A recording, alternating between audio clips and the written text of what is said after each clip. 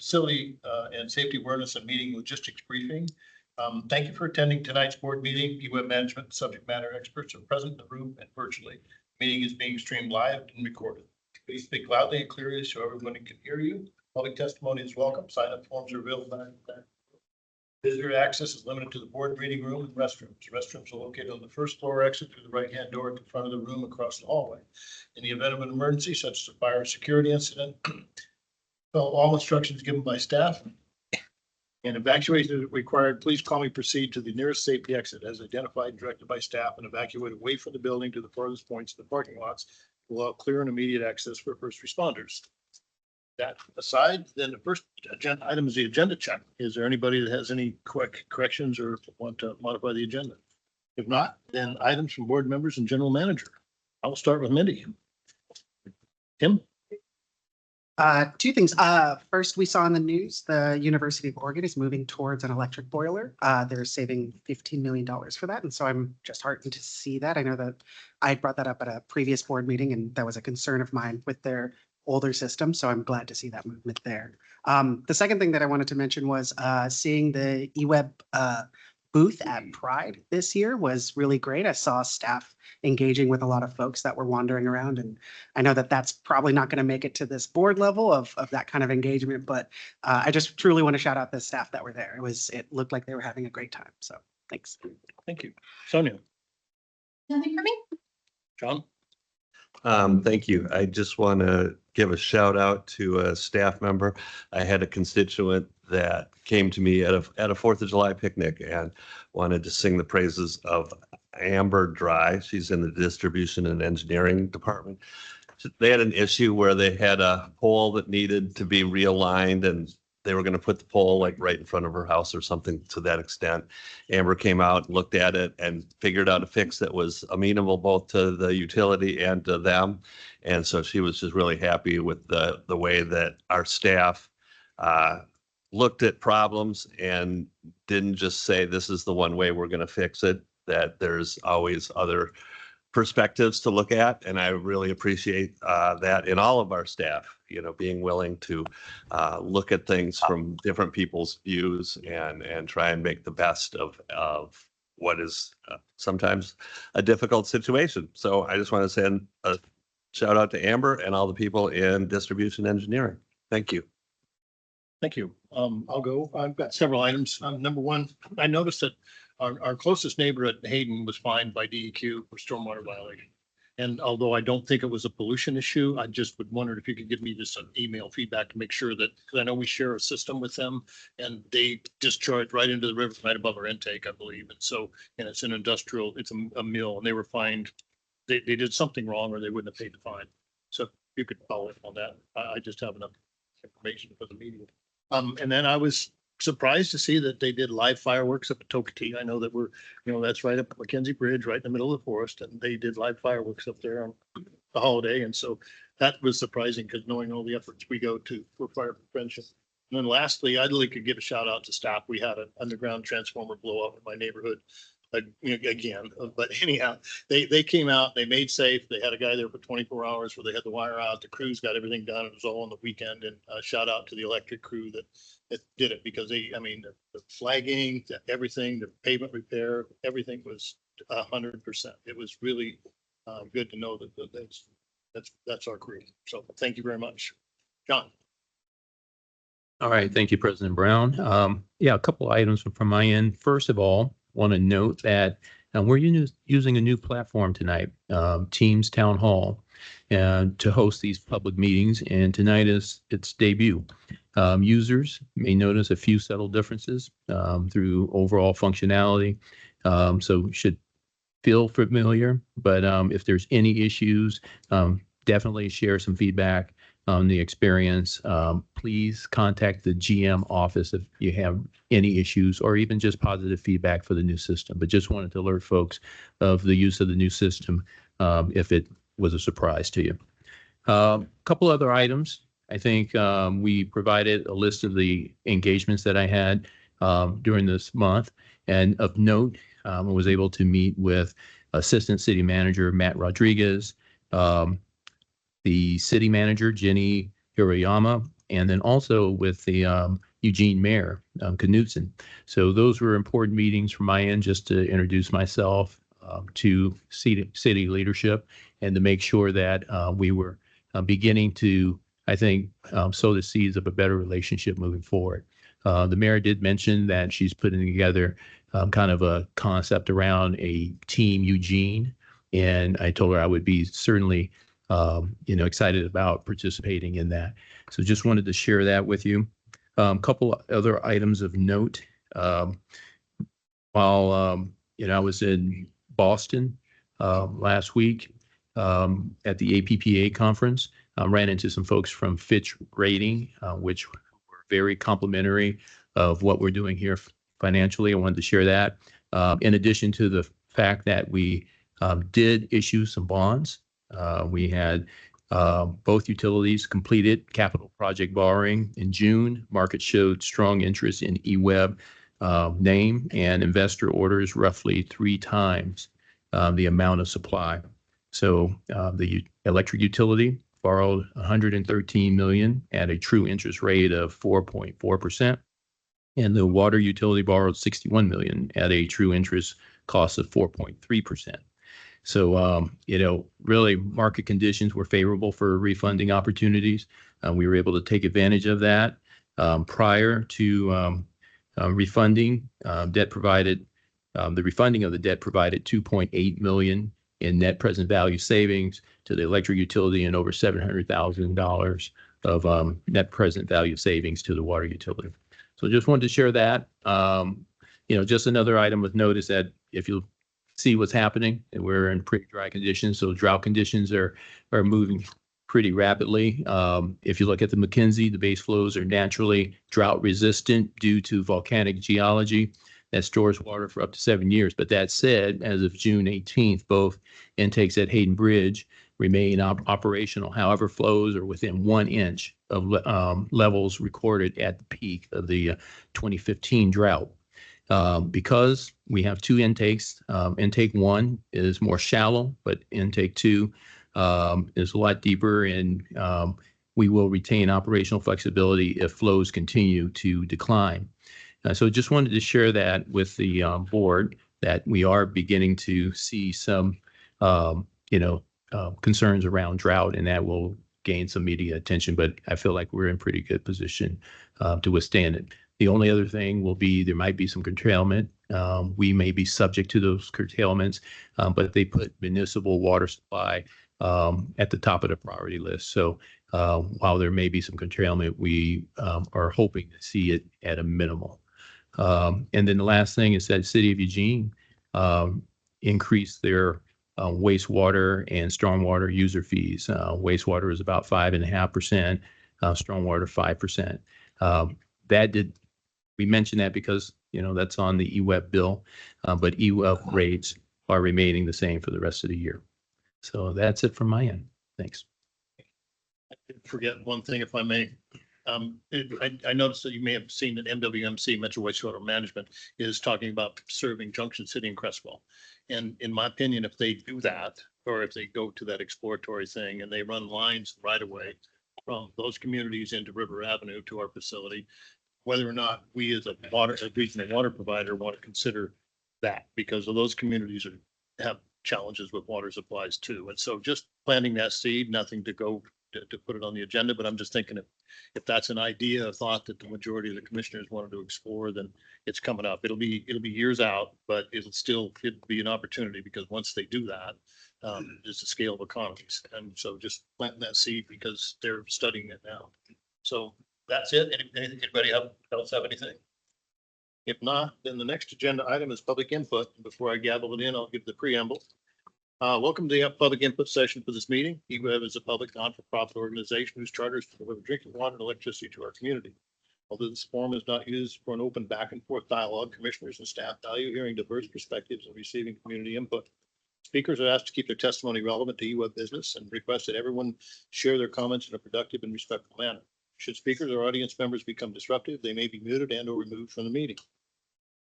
At this time, I have 1 caller and 1 in-person signed up. And when I call your name, you'll have 3 minutes to provide your input. The Public now open. The first is online. Yeah, so thank you. Is Phil Pennington. Bill, are you there?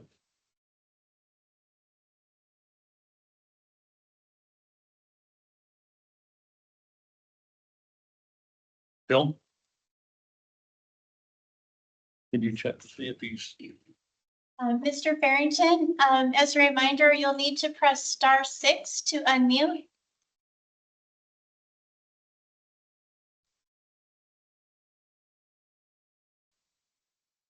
Okay. I can Thank see you you're unmuted very now. much, commissioners. Are you there, Okay, Bill? thank you, commissioners. Yes, can you hear me? Okay, we'll start the clock. Thank you. Okay, thank you very much for allowing my testimony. Briefly, I wanted to share about 30 years ago when I first came to Eugene, Springfield, I was a water resources planner previously in Texas, in San Antonio.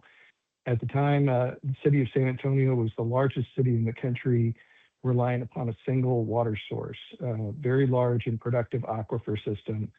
But I used to have on my desk at the regional groundwater protection district I worked at a quote from Benjamin Franklin that said, "Men know not water's worth until the well runs dry." We are so blessed to have such a productive surface water resource in the McKenzie and Willamette systems.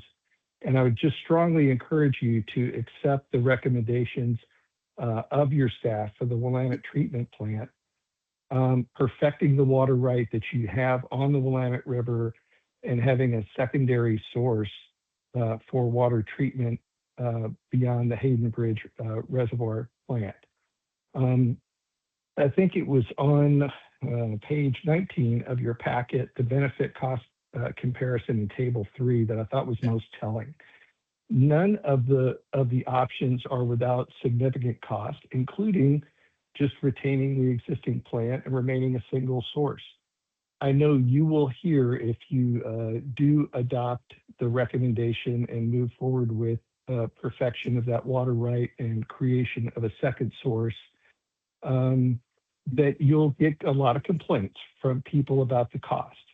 About 10 years ago, I worked as a planner with the city of Springfield, and the cost would have been considerably less than it currently is. But unfortunately, in that 10 years, it took to really develop this package that's before you, very well thought out by staff, and I think covers all the bases and applicable requirements. Don't be put off by this cost. It's considerable, but still the cost of doing nothing or the risk of losing that primary source that we have for water treatment is an untenable cost and an untenable risk. So I really encourage you to accept the recommendation that's been presented as alternative 3. And, I wish you the best of luck and thank you for your service to the community. Thank you, Phil. Next, we'll go to in-person speakers. The first is Jim New, followed by John Hackinson.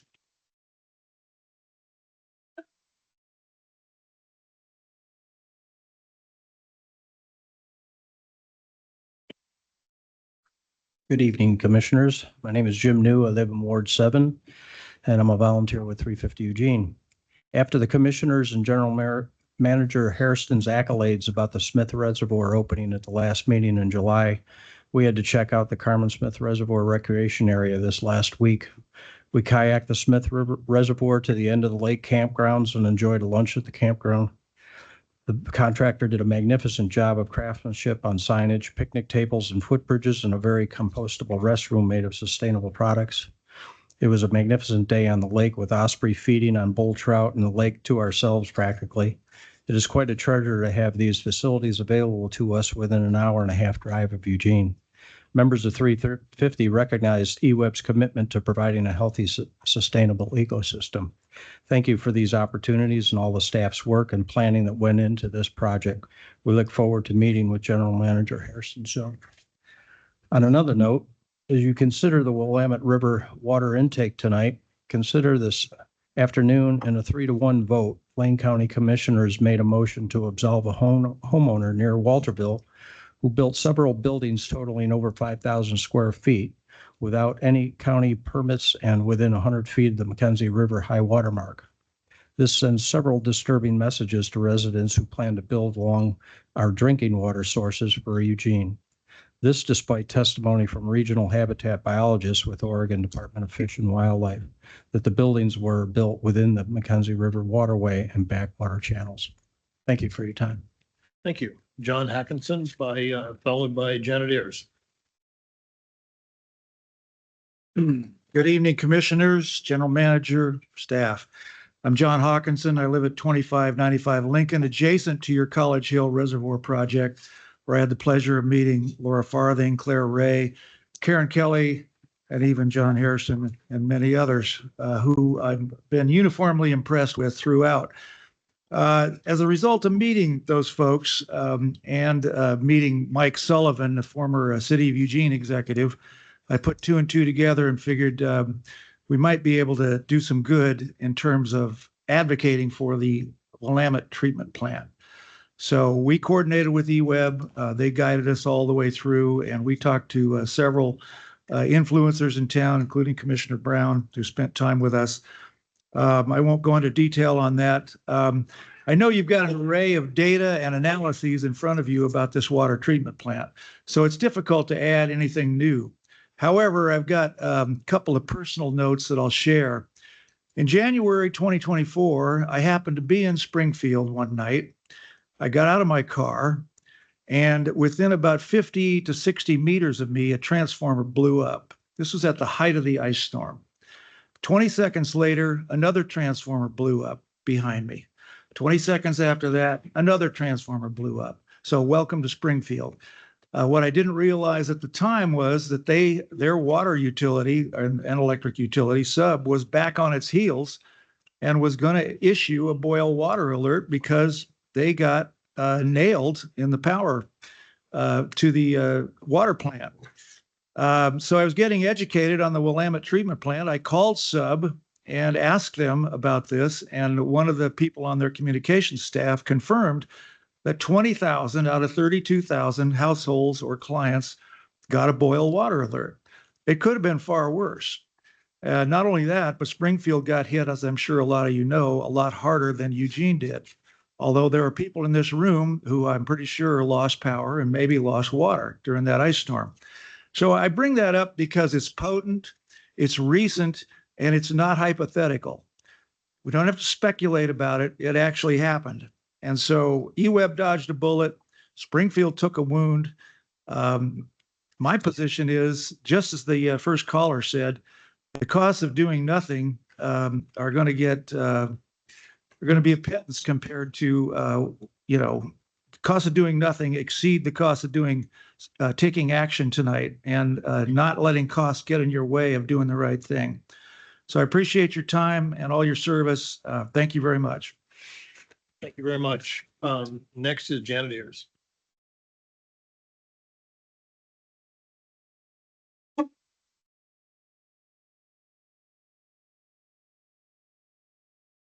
Thank you for the opportunity to speak with the board tonight. I have 4 topics I'll touch on briefly.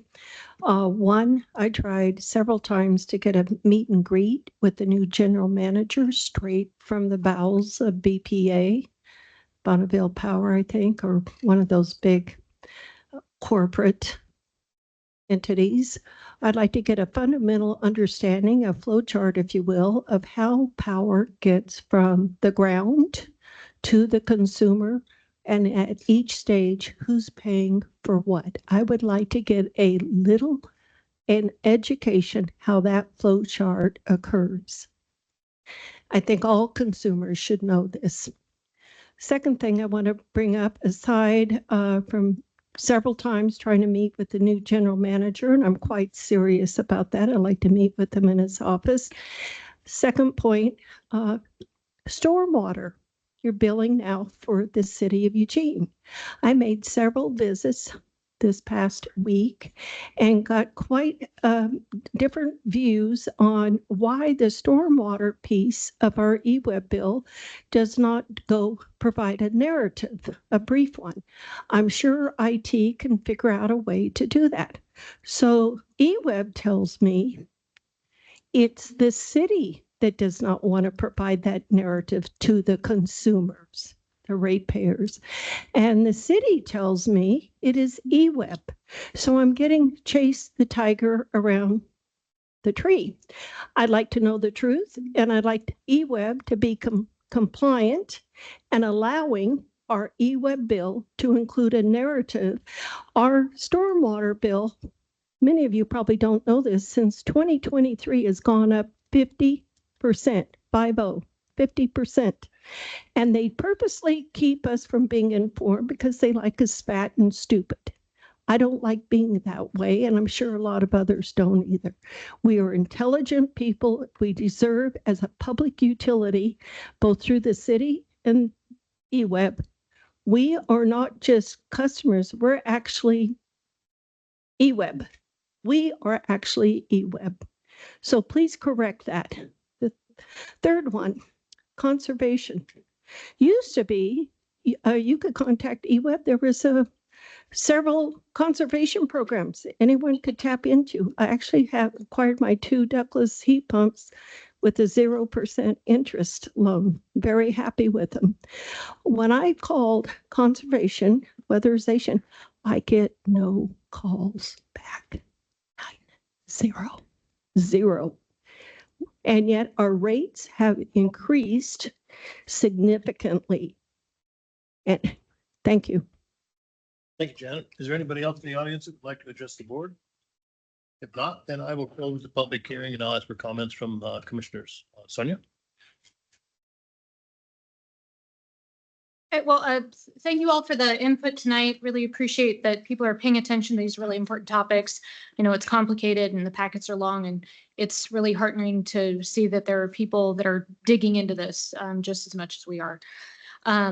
So thank you for coming out. I did want to address my constituent, Janet. I'm sorry I didn't get to call you earlier today. I had to work all day long and then had to run right over here. But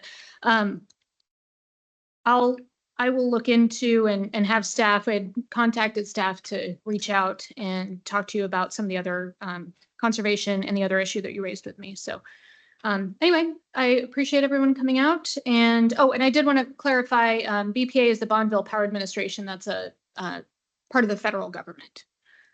So that's not a private entity. Anyway, we'll get working on it. So thank you. John? Mindy? Tim? I'd just like to thank everybody for coming out. Phil, thank you for your comments. Jim, thank you for acknowledging what I agree. Smith Reservoir is a hidden treasure. It's out. The secret's out now, but that is a really nice place. And John, thank you for the positive comments. It's really good to have somebody come there and tell us what we're doing. I really appreciate that. And Janet, thank you very much. I will just comment on stormwater because that's not my favorite topic. They raised it 18% this year just to backfill. They now 100% of the stormwater fees go to parks maintenance. I know 5, but 18 this year. Plus 5, they just did 5. So 23% this year. And they're using that money for parks maintenance and parks operations. And then they're back taking that money to general fund. So it's a budget thing that the city did. We don't have anything to do with it. And staff will look into your concerns. So with that, I will then, John, do you have any comments?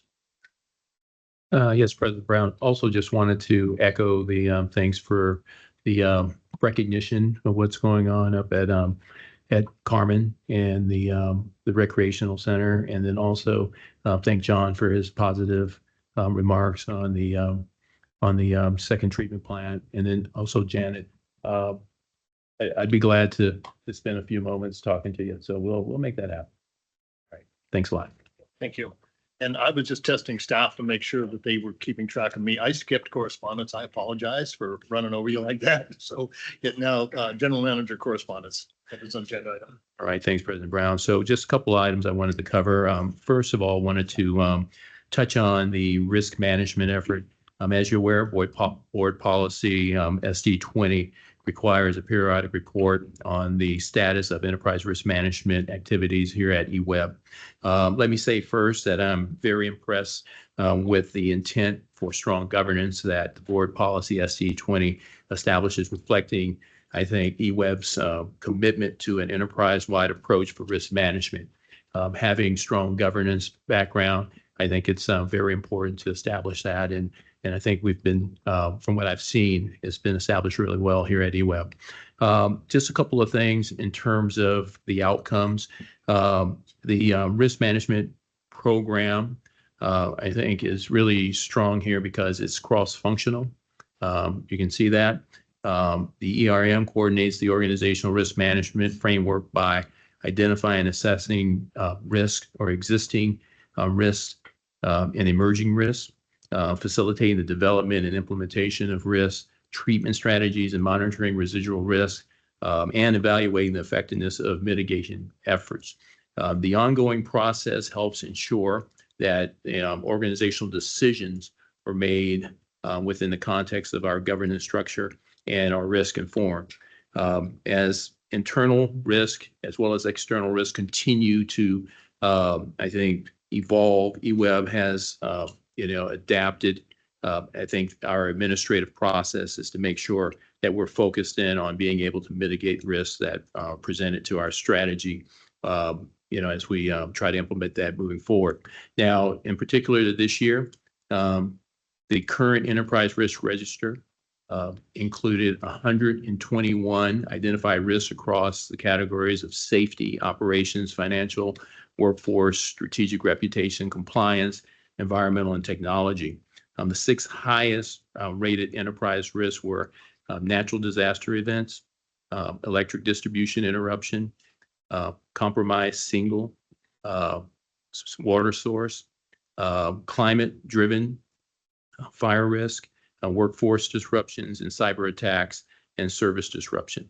So I wanted to make sure that one, I raised attention to the correspondence that we provided, and that this is a very important aspect of the business, making sure that we're implementing a strong enterprise risk management process.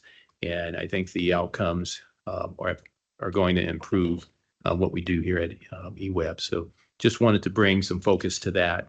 There were a couple other items. I think we've got the 2026 power market budget hedging and generation update that we provided, which is important in terms of how we go about planning and our trading operations, managing power supply and wholesale market activities consistent with the utilities financial objectives in accordance to the board's strategic direction policy 8.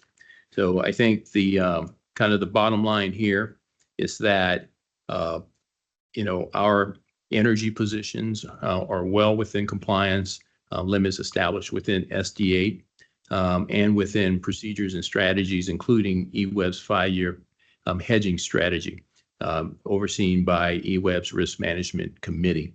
So this is actually an extension of our enterprise risk management approach. So just wanted to share that that's actually risk management in action. And then the last thing I think that's probably the most pertinent is our record of decision on the BPA provider of choice above contract high water mark load service election. We created a record of decision. It's a formal tool to communicate within EWEB and among the board decisions that management may make that could have real profound public interest or impact. The decision that I made was to elect, as you saw in the materials, option C, a 50 average megawatt fixed flexible, followed by long-term tier 2 as EWEB's above contract high water mark load service election under the BPA provider of choice contract. This decision was based on staff analysis, management recommendations, and with concurrence of the assistant general manager, chief financial officer, and chief electric operations officer and chief customer officer. In terms of impacts, the BPA above high water mark election will not have immediate impact on EWEB's costs or energy portfolio, as we are well below our tier 1 allocation. That said, the election carries long-term implications on how EWEB acquires resources and makes energy decisions, including obligations to accept elected power deliveries from BPA. Now, option C 50 average megawatts, fixed flexible, and the long-term tier 2 allows EWEB to leverage its operational flexibility and pursue near-term local resource options while using the pooled long-term tier 2 as a backstop for longer-term load growth.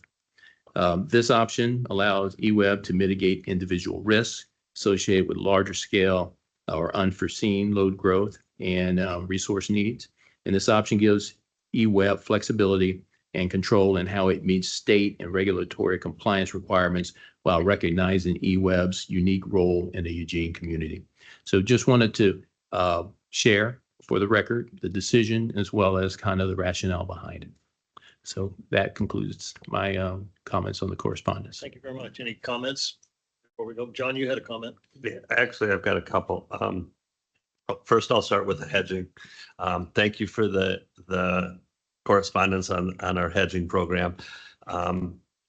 This is something that I sat down with staff a few years back to get a more get a good handle on it. And I like the direction we're going. The thing that I think is going to be changing in the next few years is once we get into 2028 and get into that next level BPA contract, the combination of that, Walterville, Leeburg, and Carmen Smith, figuring out where we're at, I think that program is going to need some real sharp pencils in the room looking at that. So what I would hope is that sometime next year, I'd love to do another working group, for me at least, just to kind of see where we're going with that. We've been on a track for the last several years of this is how we've been hedging our things, but there's a lot of moving parts that are going to be coming forward in the next couple of years. So, and that's a very important part of the reason that we went with the BPA contract that we went with, was keeping some control of our resources and being able to use those and hedge those. So in the future, I just would like another tutorial on where we're going with that. And then on the above high water mark, the one question that I had about that, and I totally agree that this is the correct path to go down. The question I had was there different levels of commitments? We're committing, we're buying into the 50 megawatts. Were there different levels? Could you have done 30 megawatts? Could you have done 50? Could you have done 90? And how did, I saw the levelized charts that we're not going to hit probably 50 megawatts until 2048. Would it have been a more reasonable one to have a lower one? In the memo, it was never really stated as to how we landed on the 50 as our benchmark moving forward. Yeah, the 50 was based on what we had seen in terms of potential forecasts, and knowing that they could move around. We do have a lot of headroom under that 50, but also we have the ability to back out of it. Right. So I think, it was just really making sure that we were hedging towards what we thought we would, need fully, opposed to maybe shorting ourselves, so to speak. Okay, great. Yeah, and that was just a question. I figured you guys kind of looked at it and said 50 is kind of the right number. We do have like I said, there is an option to opt out at one point once we again get into our Bonneville contract and figure out where we're at, how we're moving forward, and how the markets shift. So I appreciate the work on those, and I appreciate those correspondence. So thank you. Anybody else have anything before we move to consent calendars? If not, next agenda item is consent calendar A. Would anybody like to make a motion to adopt, or is there anybody want to pull anything? Consent calendar A. Is there a second? Second. Discussion? All those in favor signify by saying aye. Aye. Consent calendar B. I want to pull 6. The garden contract, sorry, but annual thing for me. Anybody else want to pull anything? Not, I'd entertain a motion to adopt minus number 6. B minus item number 6. Second. Is there a discussion? All those in favor signify by saying aye. Aye. All right, number 6, the janitorial contract.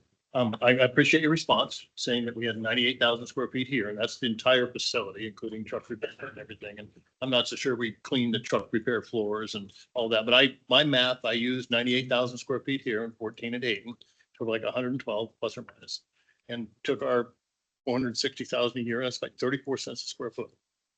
The largest Class A office building in Eugene pays 10 cents a foot. We have a property management company where we average 15 cents a foot.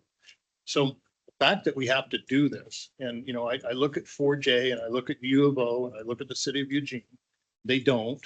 And this preferred provider thing about, they tell us what it's going to cost and we have to pay it. And sorry to get in the weeds, but is there any way that we can address this? Because we're talking 15,000 a month for 5 years. Is there any way out of this? Yeah, well, I would, I hear what you're saying, but at the end of the day, this is statutory driven. I realize So- the preferred provider, but Yeah, the fact that they just tell us what it's going to cost, and then somebody at the state blesses it. And I know if I'm in the private sector, the largest Class A office building in Eugene pays 10 cents a square foot. well, we, what I can do is commit to exploring the process of which they go through and actually qualify for the bid. But like I said, from what we've reviewed, it's really a statutory driven outcome. And so there's not a lot of flexibility. We did look at whether it was cost effective for us to do it in-house opposed to go through this process. And I think we can provide that if we haven't already provided those numbers and think in the memo, but it didn't pencil out. It was much more cost effective to go with that current contract. But that doesn't compare to some of the things that you're suggesting in terms of cheaper dollars per square foot. If I can So, get the same service for a third of the cost and do it and hire local people, that's a preference for me. But I know that the state of Oregon has this mandate about how these things go. John, you had a question? Yeah, this came up last year. It was a consent calendar item, and we pushed it off and we made it a $500,000 for 1 year. We gave them a 1-year contract and asked for a report to see how much it would be to do it in-house. And I didn't see that report. I would have liked to have seen that report and cost benefit analysis before I had approved a 5-year, $2.3 million contract to clean these buildings. I know in-house as opposed to hiring these people. I understand the way that the state contract and everything works. We can do in-house. In-house would be union jobs. I would assume, I'm sure they would be IBEW as union jobs that are coming into our high paying, union jobs that are coming into our community. So if it's a 6 of one, half dozen of the other, and I also understand the good work that this other agency does, bringing in individuals that may not be able to get employment in other areas. I just would have really liked to have seen that analysis that was done that says it was more expensive or it was a wash before I was asked to put this on the consent calendar. Any other discussion or comments? Sonia? When does so does the current contract expire this month? So last year, we were posed with the same question. We kicked the can down the road. We did a $500,000 interim, so we did a study. And now we're back for 1.8. 2.3. Well, 2.3 cumulative, 1.8 on this one, to fill out the next 4 years, correct? 2.3 cumulative for 5, and we already paid 500,000 for 1 year. So now we're at 4 more years on this contract at $1.8 million. It's new contract. Yeah, New 5-year. The 5 year. this is another 5-year contract. Yes. Okay, so, well, that's where we were, Sonia. That's what we did. We gave them 500 grand last year because it averages about 460, I think, if you do the math. And so we approved 500 for janitorial services, and they were gonna come back and tell us whether we could hire in-house or not. And what I've heard is it's about a wash. And so we have this contract now with this third party. So that's. Okay, so again, my question, so it's expiring this month. Do we have any other options, given that it's expiring this month? Was my follow-up question. Okay, what other options could we have?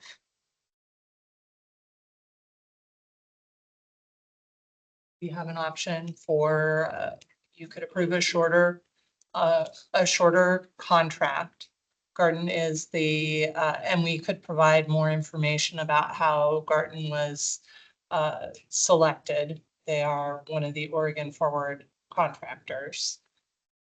We could provide more information into the analysis. They're the only proposer. That I tried to verify that right before the meeting, and I think so, I believe they but were. yeah. Anyhow, because it's hard for me to accept when they just tell us what it's gonna cost, and we have to accept it. That's not competitive. Sonia? Sorry. Don't sit there, Mindy. I don't think, my personal opinion is that we shouldn't spend a lot of time on this. We vote on a lot of contracts that cost a lot of money, and I appreciate the commitment to keeping costs low because that trickles down to our customers. But I think in the grand scheme of things, maybe we could save a little bit of money if we went with a different company. But there's a lot of ways that as a public utility, we give back to the community.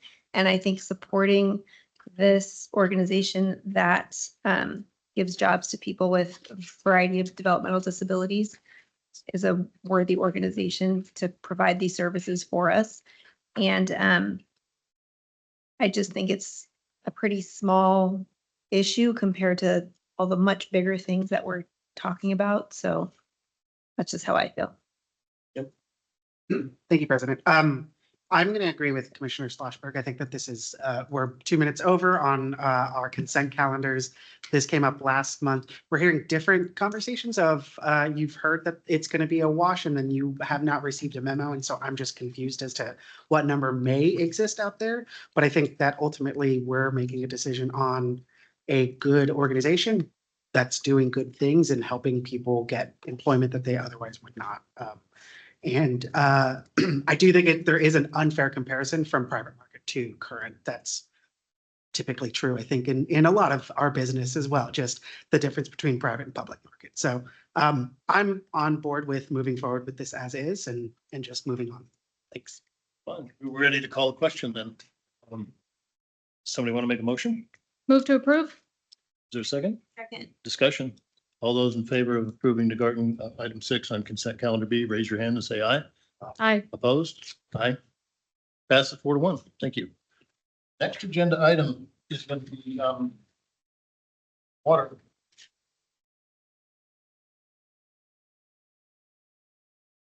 Water treatment plant.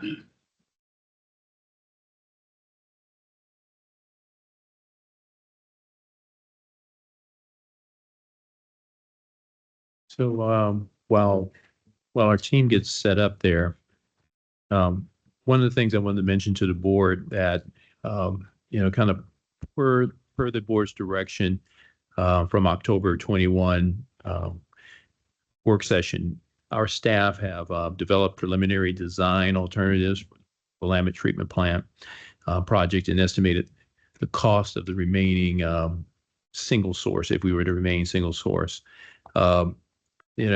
Tonight, I think this is important. This is from the testimony and from what I've gathered coming in to this role, this is a huge decision. It's been multi-years.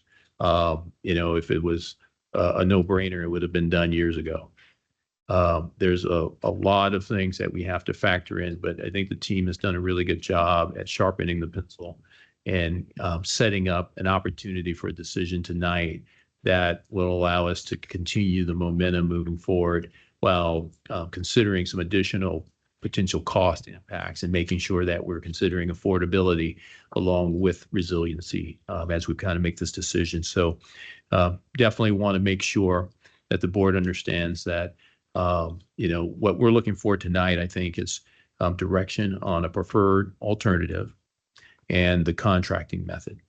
And that subsequent to that, we would like to come back with what would be more of a firm kind of cost estimate and what the rate impacts could be. And the importance of that is once we get the decision, in terms of the preferred alternative, then we can bake that into not only a rate analysis, but the water utility financial plan.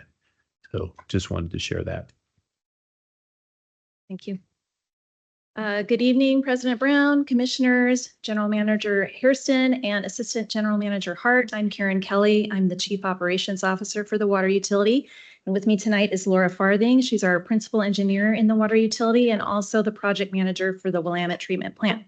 We're very excited to be here tonight to share with you the information about our alternatives analysis, and we will get started right away. First, I want to mention that you've seen Laura and I a lot in the front here, but we are really backed up by a team of experts from across our utility and also across the water utility industry. So it's not just us really presenting this information to you. We've had a lot of help and support, and we're very grateful for all of it. Just to start off, I want to remind folks that Eugene's drinking water does face significant risks. We heard some of that tonight in our testimony. Appreciate those folks who came out to testify. These are not hypothetical risks. They are events that have already occurred. Hazardous spills in the McKenzie River. I think we had 3 in the last month. Wildfire in the watershed, an ice storm that came close to taking Hayden Bridge treatment plant offline. And in each case, the system held, but each event exposed the vulnerability of relying on a single source. The Cascadia subduction zone earthquake does represent a more significant threat, one that is scientists and state planners have known for a while here that is a matter of not if, but when. So we take that very seriously. Most large utilities have multiple sources of water, just as they have multiple sources of power to hedge for these risks. This redundancy serves 2 purposes. It allows the utility to take our treatment plant offline for maintenance without disrupting service, and it protects the community from extended emergency outages that can be devastating to public health and our economy. National data scaled to Lane County suggests a 1-day outage could incur an economic loss of between $29 and $57 million. In addition, an extended outage could also trigger reactive regulatory mandates that would be far more costly than proactively and planfully addressing the vulnerability. Before we look forward, I do want to take a few moments to look back to see how did we get to where we are today. EWEB has been contemplating adding a second source for decades, literally 6 decades. And it is a best practice for water systems of our size. Because of the size and complexity of the project, many boards have wrestled with making an investment of this size, and the rate pressures have been a recurring factor. We're well aware of that. At the same time, this board, and thank you for this, you have made some deliberate strategic investments in water infrastructure resiliency, in particular transmission upgrades, water storage, and the 7 emergency water stations that we have throughout town that's capable of providing 1 to 2 gallons per person per day of emergency non-potable water. These are excellent investments. Again, we are grateful for those, but they were not standalone efforts. They were built in support of preparation for the next pillar of resiliency, which is our water treatment plant. You will recognize this slide from October. We did present this at the work session. It shows all of the alternatives that we found over these last 6 decades and how they meet the alternatives and the objectives that we need in this second source. And through that, the board did confirm that the Willamette treatment plant does meet all of those objectives. As a result of that, we did receive direction at that October work session, and that direction was to reassess the 2017 preliminary design in the context of today's risks. In addition, develop alternatives for 3 different capacities that would provide different levels of service to our community. Those were 10 million gallons a day, 19.4, and 30 million gallons a day. Next, we were asked to estimate the cost of remaining a single source. And last but not least, to continue advancing the permitting and land use approvals. During tonight's presentation, we will detail our findings in each of these areas. And as a reminder, at the end of the presentation, there will be time for questions, and deliberation on the alternatives. We will be looking for your direction on which alternative to pursue. And if it happens to be a treatment plant on the Willamette River, we will be asking you to authorize the next step in the contracting process. So as mentioned, second source efforts did start a long time ago, and I'm not going to take you back all the way to the beginning, but I do want to go back to 2009 to start. There was $120 million in the capital improvement plan for a new water plant at the EWEB headquarters site. At that time, there were significant rate pressures, and so in the early 2010s, the budget was reduced to about $68 million. Next in the timeline, the Oregon Resiliency Plan was released in 2013, raising awareness about the Cascadia subduction zone earthquake and urging all utilities to have regional preparedness. Moving forward in time to 2015, the board did approve the master plan and funding for 2 phases of water treatment plant construction. In 2017, the EWEB completed a preliminary design for a 10 million gallon a day plant that was specifically engineered to that $68 million price tag. As you'll hear later in the presentation, the plant was conceived as a phase 1 investment, and it was intended to be expanded over time. It was engineered to protect residential life safety in a Cascadia event, but not to restore normal service, although that was not particularly emphasized during that board meeting. So this was the risk and cost landscape for the 2017 preliminary design, termed Cascadia Readiness on a Tight Budget. However, despite the reduced budget and plant design, continuing rate pressures and uncertainties over the land use decisions that were being pursued at the time led the board to postpone planning and funding for the treatment plant. Instead, that funding did shift over to our emergency water stations. Moving ahead in time, staff continue to monitor and report estimated costs for the plant as part of the capital planning process. By 2020, the estimated cost of the 2017 plan had risen from $70 million to $90 million. And by 2025, the same plant carried an estimated cost of $160 million, more than double the 2017 estimate. The primary drivers for that escalation were COVID-era supply chain disruptions and broader inflationary pressures that drove up construction costs across the utility industry. Now we're in 2026, and the risk landscape has evolved significantly since the 2017 design was completed. Events of the past several years have made clear that a second source is not just an earthquake preparedness measure. The 2020 Holiday Farm fire and the 2024 ice storm both came close to causing citywide water outages. These are the kind of weather and climate-driven events that we can expect more frequently with climate change. At the same time, Hayden Bridge is aging. Key treatment processes are approaching the end of their useful life. Taking the plant off for inspection, maintenance, and eventual upgrades will be an operational necessity by 2040. That requires a second source with enough capacity to carry the system while the plant is offline. This factor was discussed with the board last October. It is a newer and more immediate driver of this project than it was in 2017. And then we have a factor unlike any other, which is our water rights. EWEB holds water rights on the Willamette River along with a permit that must be put to beneficial use by 2033 or risk forfeiture. Water rights are among the most valuable commodities in the world. If we pass the deadline for putting water rights to beneficial use under our current permit, they could be subject to additional conditions and restrictions moving forward. And we continue to see that play out in the legislative process. As you will see later in the presentation, permitting, construction, and commissioning a treatment plant takes about 9 years from start to finish. EWEB has already begun that process, and the current trajectory puts full commissioning in 2032. So the window for decision-making is narrowing, and we have very little margin for further delay.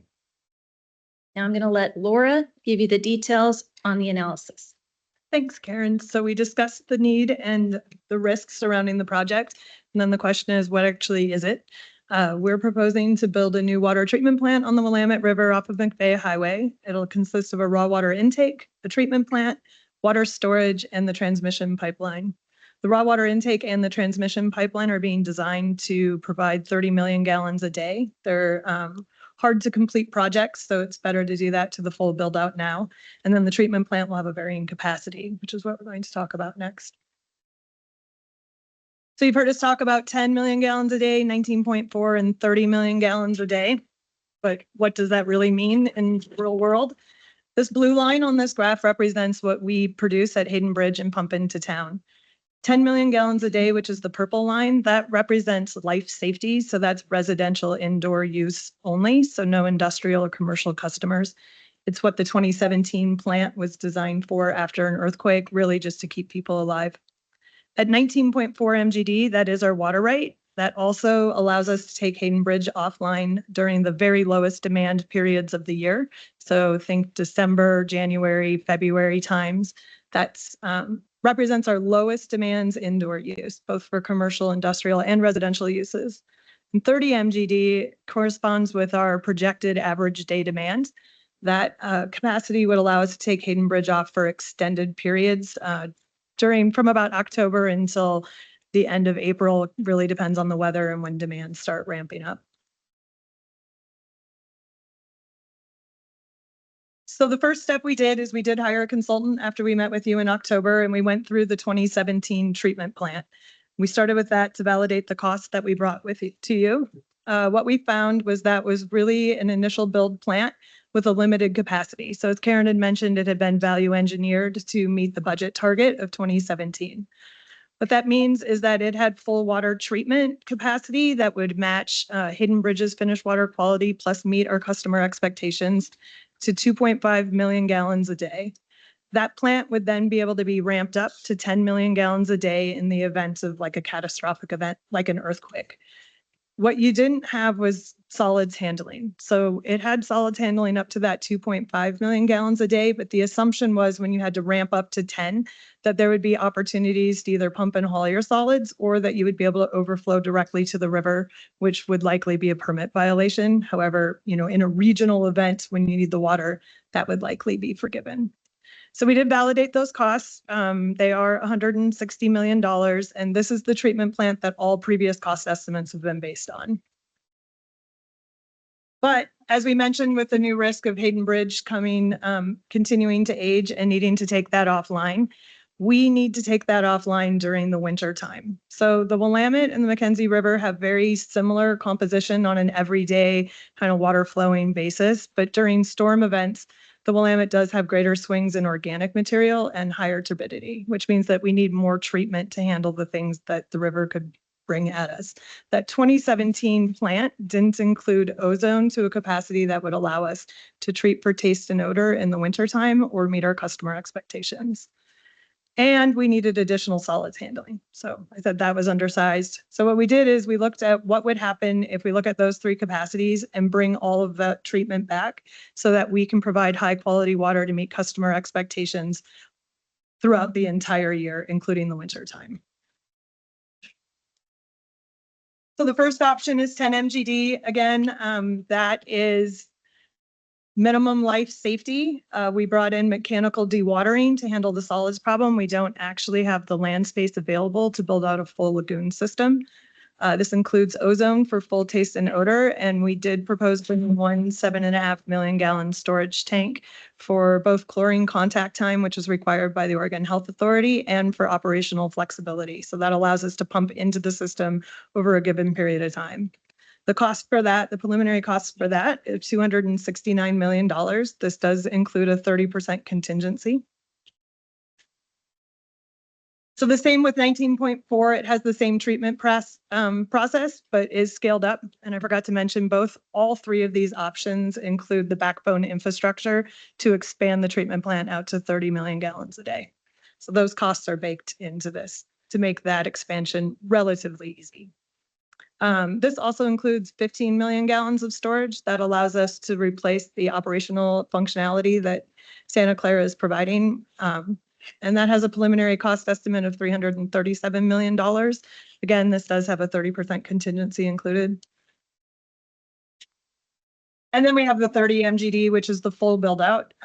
This plant, if you were to select moving forward with this, we would be able to treat high quality water at 19.4 MGD until we acquire water rights. So we currently don't have that extra 10 MGD for water rights, although we are exploring different avenues as ways to get those. And that has a price of $392 million.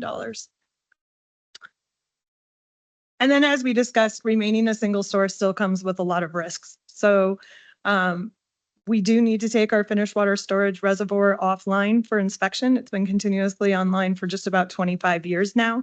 We can't do that without making some pretty significant infrastructure investments.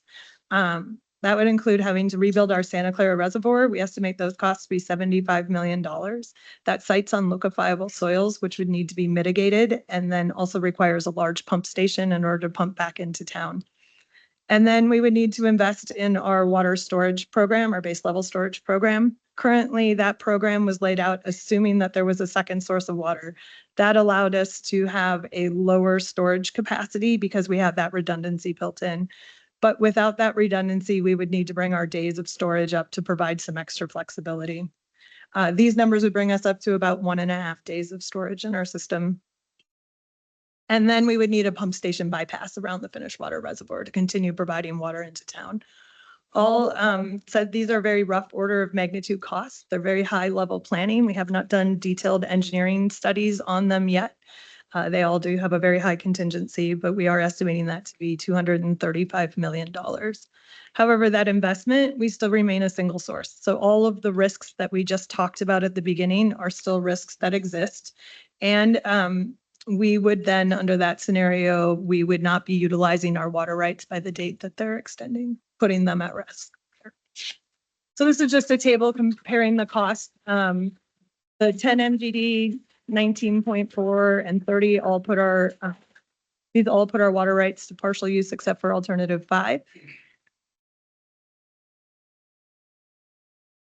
And so really the why we're recommending 19.4. Why now? So it is cheapest to build this out to a capacity that we need rather than phasing it. Phasing can add up to 50% to the total project costs. As we said, Hayden Bridge, time keeps moving forward. So it takes about 9 years to start and finish these projects. So with phasing, we actually don't have enough time that we could effectively phase it and have Hayden Bridge offline by 2040. And as Karen mentioned, we have secured permits for this. Those permits start to expire in 2032. The process to get those is long and it's complicated, as you'll see on the next slide. We have learned that there's certain parts of the permits that if the extension process requires us to reapply, meaning that we would have to go through the environmental rules of whatever the rules are at the time that they expire, so in 2032. And then the water rights, we really can't emphasize those enough. We have the 5th oldest water rights on the Willamette River. They are priceless, and we should be putting them to use. So this is what the permitting process looks like. We're not going to have you memorize it or ask you any quiz questions, but it is a very complicated process that has taken over 2 years to get through all of the environmental studies and the reviews.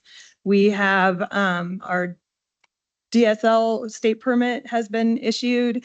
We have our Army Corps permits been conditionally approved based on the Department of Environmental Quality approving the 401 certification, which is dependent on land use. So we have been running through the land use process concurrently with this.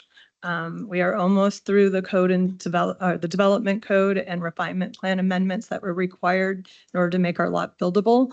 The city council has taken action and approved it, and the county is taking action tomorrow to vote on our amendments.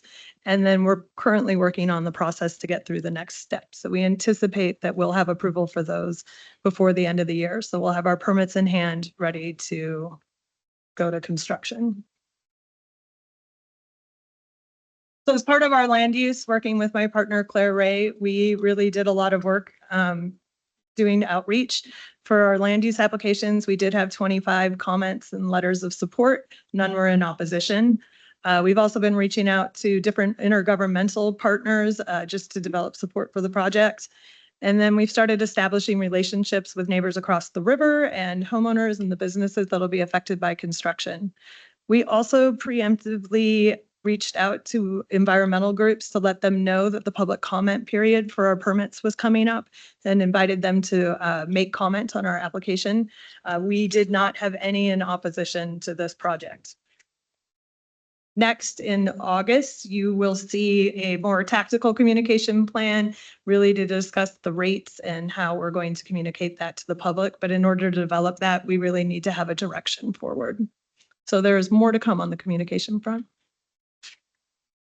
So as Laura said, we can't give you rate impact information just yet, but I do want to make a few points about our finances. So first, today, the average single family residence using 9,000 gallons a month pays around $1.50 a day for drinking water, which we believe is a remarkable value for one of the most essential services a community can provide. On this slide, all but 3 communities shown have invested in or are investing in multiple sources of drinking water. EWEB is the largest that is still on a single source. This vulnerability is reflected in our water rates, which are among the lowest in the region, partly due to us not yet making this investment. All utilities are experiencing higher than expected costs of infrastructure renewal and replacement and are likely to raise their rates. Because rate pressures are regional, we anticipate EWEB's water rates will land in the middle tier among regional utilities, even after the investment required to construct a second source treatment plant. And as you've heard tonight, there are no low-cost alternatives to prepare EWEB's water system for the challenges ahead. Despite the investment required, EWEB's water rates are expected to remain competitive regionally.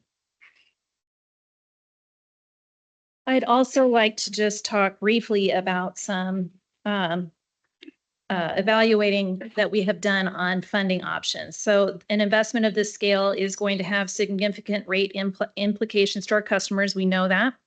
We take the value of affordability seriously by making wise investments and controlling costs and rates, which is why we continue to evaluate various financing and funding options for this project. With our traditional borrowing method of issuing revenue bonds, we could extend the repayment terms up to 40 years and still successfully market the debt. There are also structured repayment plans that could allow us to defer principal costs and contribute to easing the rate trajectory. FEMA's Building Resilient Infrastructure and Communities and EPA's Water Infrastructure Financing and Innovation Act are federal programs that are available to us, but they could add project costs due to the federal procurement process that is required, which can be up to 10%. BRIC grants may offer a portion of funding, and that portion right now is $20 million as a project cap, while WIFIA is a loan program that offers greater flexibility in the repayment structure, though the interest rate is less favorable than our traditional financing options in current market conditions, as we have just discovered through our bond pricing that we just went through.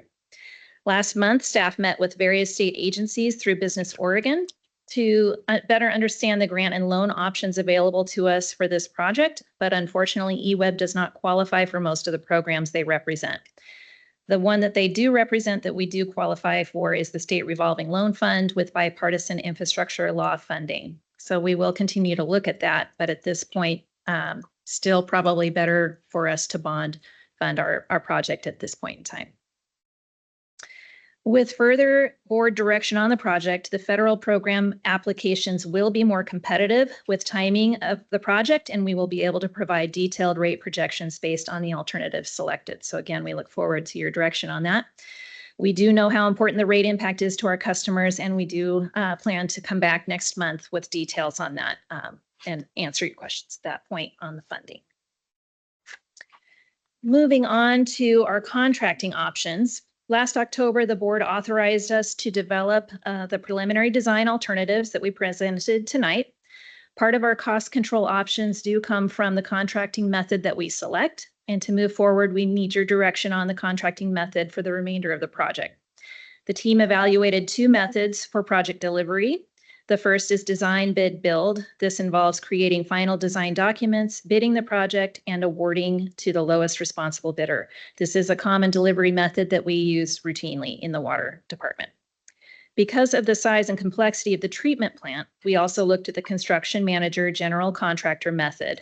This would get a contractor involved in the early stages, which is beneficial because they provide input on the design decisions and estimating and value engineering. Under this method, the contract would develop a guaranteed maximum price before construction starts. And this is a common delivery method for large and complex projects.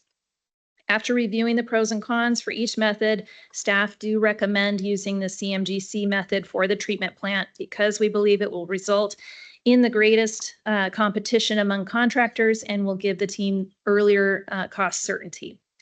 Since the pipeline project is more routine for us, we do recommend pursuing the design bid build for that portion, as we have plenty of experience with that as a contracting method.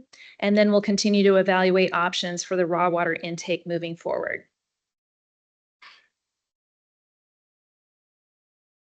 I do want to cover some opportunities for the board to have oversight on this process. So the CMGC process has built-in stage gates, much like the design bid build. But the first decision that we're asking for tonight is authorization to procure a CMGC and an owner's rep.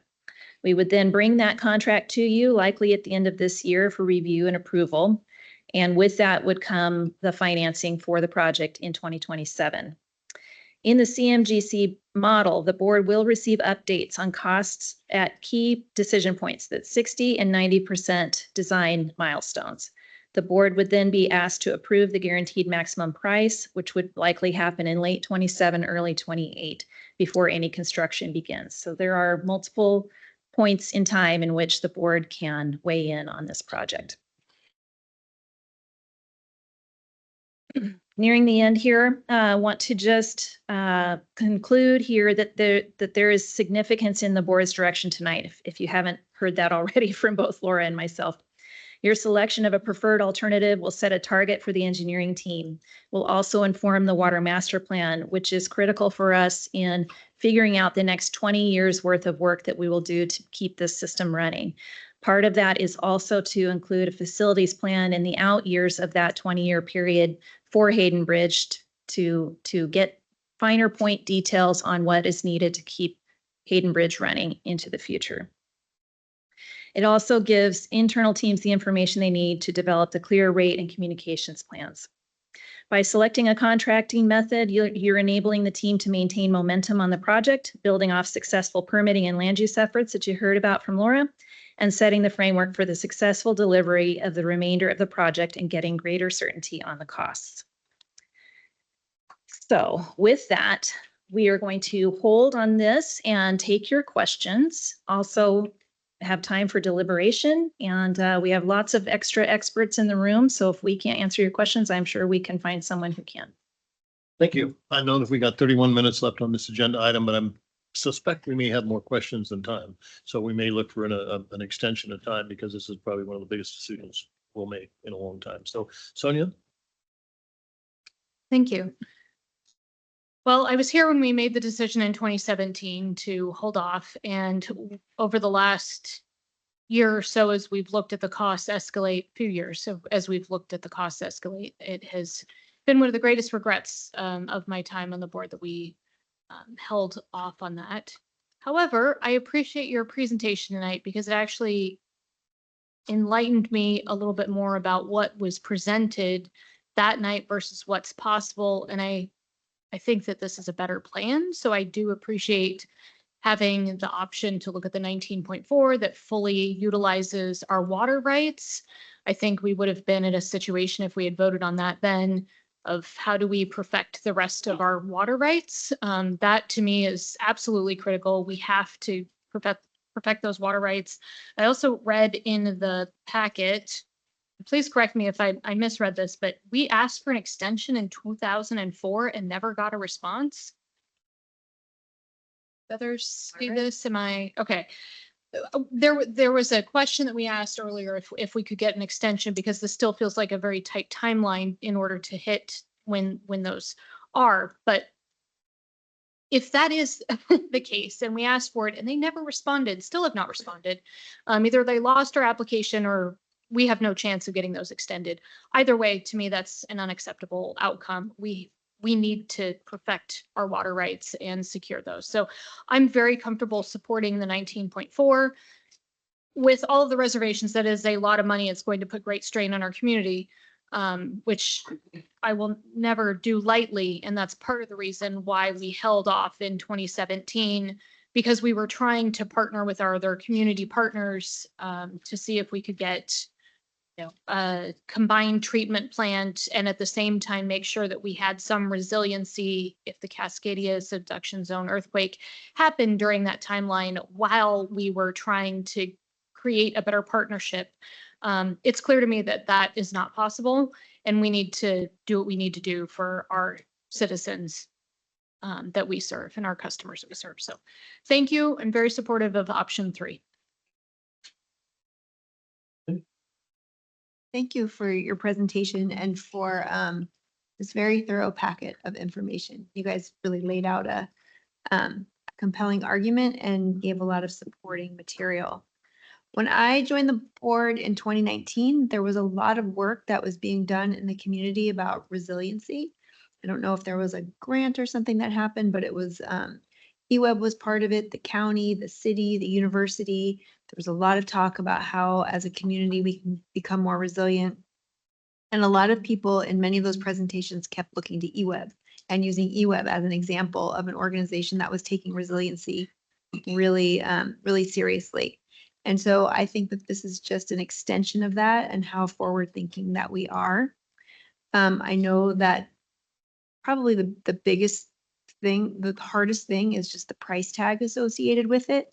But I want to point out that if we do nothing with a second treatment plant, that we're still going to have to pay roughly $235 million. So it's not like we're looking at $0 versus some of these amounts. So I think that's really important to point out, that we could still spend $235 million and not get us any closer to having a second treatment plant. I am highly supportive of option 3. I think it's something that's really important for our community. I think that if we're scared off by the cost now, it's only going to exponentially increase. And so as hard as it is to look to spend that kind of money, I think that it is money absolutely well spent. Thank you, President. Before I get to comments, just a quick question, just to make sure I have an understanding. For the 2026 plans, my understanding is that they are, with exception of, I think, option 4, that they can be in the future upgraded. They can be built out further to take in more. Is that correct? Correct. So alternative 2 and 3 both include the ability to expand them to 30 MGD. And we would do the preliminary work, the kind of the harder stuff like the site work and the piping. We would do all of that now to prepare for it, to make that expansion relatively simpler. Thank you. And I assume option 4 is just because that's already the biggest. So yeah, what are we doing there? And as I'm sure my colleagues were all up at midnight reading the board packet, I tried to count how many times you used the word direction. It was like 30. So I get it. You're looking for direction. One of the most memorable comments, I think, from the ice storm that I remember is how close Hayden Bridge was to shutting down.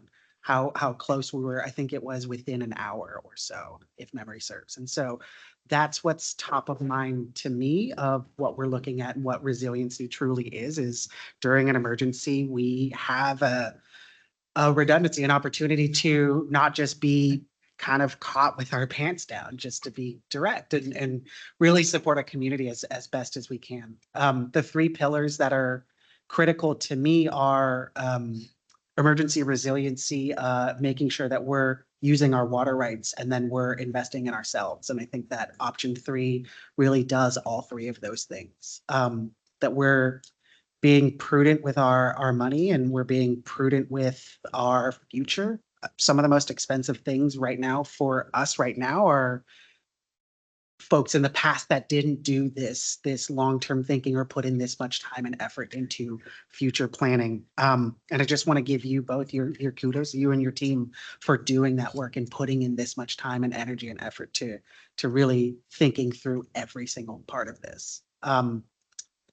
I support option 3. I think that that's the smartest move that we can make.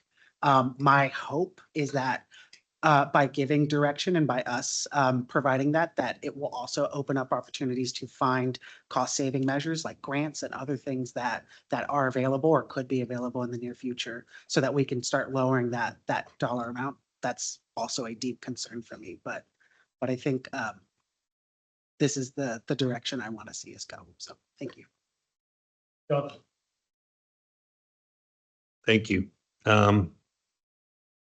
I think I can see where the board's going. But I would also like you guys to consider option 4, which is the 30 million gallon one.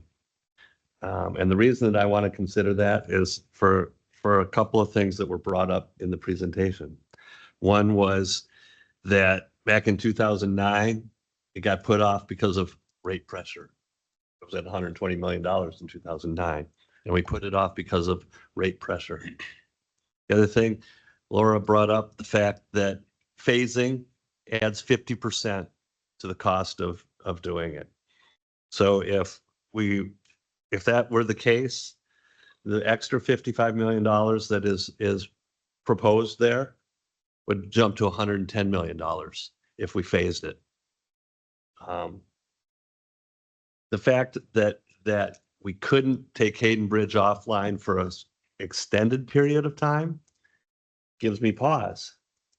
Again, I am totally down with where we're at with our rate pressures. It'll be it might be an extra $1 a month, perhaps. I'm not sure. We'll find out what those numbers are. But for me, I would really like this board to really consider thinking big and thinking long-term rather than a 50 cent or whatever that rate pressure is going to be. Because if we step up and do it the right way, one, we do have the opportunity, because Hayden Bridge is, from what has been represented to us, is going to need to go offline, and not for a week. It's going to need to go offline for the 6 months that we can do it. That won't happen at 19 million. Again, think cost benefit, 337 to 392. It seems like a lot. It's $50 million. I understand. $50 million is a lot of money. 235 to do nothing. 337, which is, I think, where the board can easily fall tonight, or 392. So I asked the board to kind of consider those thoughts when making this recommendation, because I would move towards option 4. We can always cut back, but if we do a design build and bring it up to 60 and 90%, we still have jumping off ramps that we can say, no, we can't do that. Or next month when we see the actual dollars of what that's going to be, please consider that. That's all that I would like to say. And I'm going to jump in, and then we're going to have plenty of time for a second round. I support CMGC, and I'm right now option 3, but I want to give credence to what he said. If we don't have water rights for option 4, correct? So we would be building a plant that we don't have a right to take. We can't use that capacity until we get a water right. And if we don't get the water right, then we have built capacity we can't use, correct? That is correct. Okay. Now my other question. So I represent everybody north and east of the river. We don't have a reservoir. You're taking it away. So all my water has to come from South Eugene. And on the most vulnerable part of the infrastructure is the river crossings. Is there any money in there to harden those crossings on the bike bridges in Knickerbocker and Owasso and all those other places on the one on the ground? So the people I represent have a little bit more reliable water, because if we have this event, we don't have any water. We don't have reservoir because you're taking it away. The reservoir in North Eugene? South, yeah, Santa Clara. Yeah. So we do have money and other projects that are in other parts of the capital plan that are looking at our transmission system and hardening that. Okay, thank you. And a couple other things. I noticed that Springfield got a grant, Grants Pass got a grant. And so I hope that we are pursuing grants because I mean, anywhere from 7 million to $50 million that they got. So every million helps. I understand that. And then when you're pursuing water rights, I don't know what happened to Agripac's water right, but remember they used to take hundreds of thousands of gallons of water at the Willamette at our old headquarters. And then also IP in Millersburg, when they had the pulp mill, they're selling water rights. I don't know if you have been following that. They've been selling some, I think, a couple of the communities down in Portland just bought pretty significant portion of, but they're still selling them. And I think if we could reach out to them and see, because I don't know if we could go upstream and get them, but. And we have been working with our water rights consultant, GSI, and we do have a memo with a table of options to pursue to start acquiring those rights. And buying industrial rights is one of those options. Okay. And then the financial part. So we have this predicted consumption and rates and money generated to serve debt. But if our rates go up 160% or from 40 to 104, wherever they're going to go, I think a lot of people are going to stop irrigating and things. And so consumption is going to go down. And what decline in consumption did we predict in our revenue projections to serve debt for this in either one of them? So we will work on, based on board direction, we'll work on modeling rates, but currently we do not forecast a drop in consumption. You're acknowledging though a very real possibility, and what that will do is that will put more pressure on a reduced amount of consumption. I'll go to the second round. Sonia. To Commissioner Borowski's point about number 4, I looked at that as well, and I would love to get us to 30. How long does it usually take? I mean, I don't know how often water rights are sold. So that's question 1. And then question 2, I think if we go down the path of option 3 and we kind of in parallel looked at, can we get water rights while we're building out the plant? Is there a decision point, if we go back to the kind of decision tree timeline, if we said, hey, we have the opportunity to get these and we haven't started building yet, that we could kind of switch to option 4? Does that have to be done now, or is there a point in the future that we could kind of explore both options simultaneously? We can handle the question about expanding and changing. So we would be able to expand and change the design. It would take time and it would cost some additional funds for engineering and CMGC time. But like I said, most of the backbone infrastructure and site work is already, we're laying it out to include that 30 MGD. So it would be possible. Okay, so. But it would cost more. It would cost more than voting tonight to do that. But we also don't know if we can get the water rights. Yeah, it's likely easier to scale back. You just can remove pieces out of the design. Okay, so if we voted on option 4 and said, yes, go forward with this, and then we gave ourselves a timeline to try to procure water rights. I just don't want to put our current water rights at risk. That's my main fear. I mean, option 3 is already going to be tight, I would assume, to get us to perfect the water rights by the time that they expire. And so if we start monkeying around with these other options, even though I'm playing devil's advocate and asking, we could run the risk of possibly going too far and not being able to perfect our water rights. Is that a real threat? That is correct. However, I mean, there is an extension process, and at that point in time, we would be making meaningful, like, forward progress on getting this up and running. So I would imagine that makes the extension process less risky than if we were doing nothing. Okay, great. Thank you. On the water rights, so we did ask a while ago about what's out there right now. This was before me hearing anything about Millersburg possibly selling some rights, but they were scraps of rights that you would have to cobble together from multiple locations. So that didn't look terribly promising at the time. So I would just mention that. Yeah, just to add, I think, the real question for us or the challenge will be perfecting the current rights. It is a tight timeline. So even if we, go with option 3, being able to build that and get it online, it's going to be a tight timeline before 2033, where we would have the deadline for those to perfect those rights. I think the positive thing is we should be far enough down the road to like what Karen and Laura was saying, that it would be a little bit, I don't want to say easier, but there would be a lot of supporting evidence that we should go ahead and be able to extend those rights. But I do think that part of this has to be us looking to extend those rights from the day we get guidance. Okay, I mean, I was just, if you want to go in the same order, we will. Mindy? Yeah. So to John's suggestion about alternative 4, you're the experts. You know much more about this than we do. And you've really obviously dug into it. And you have recommended alternative 3. So have you recommended alternative 3 because you feel like that is a number that the board can stomach, or because you truly think that that is our best option and that is what we should go with? We recommended alternative 3 because we do have the water rights, so there is a little more certainty and it felt like a more palatable number.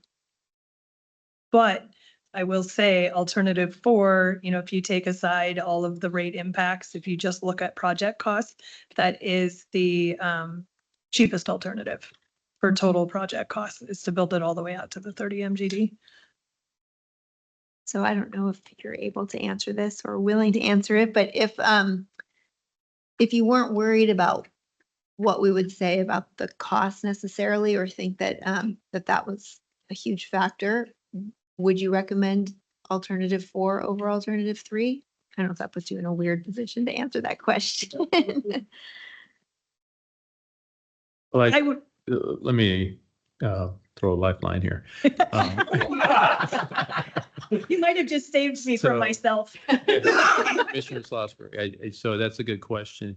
But I think it has it's multifaceted because, when you say if cost is not a consideration, well, then you also have to throw in, what you're doing financially for the organization. What we're weighing really heavily is how will the financial performance of the organization be after making this type of investment? This is likely the largest investment the water utility will be making in its history.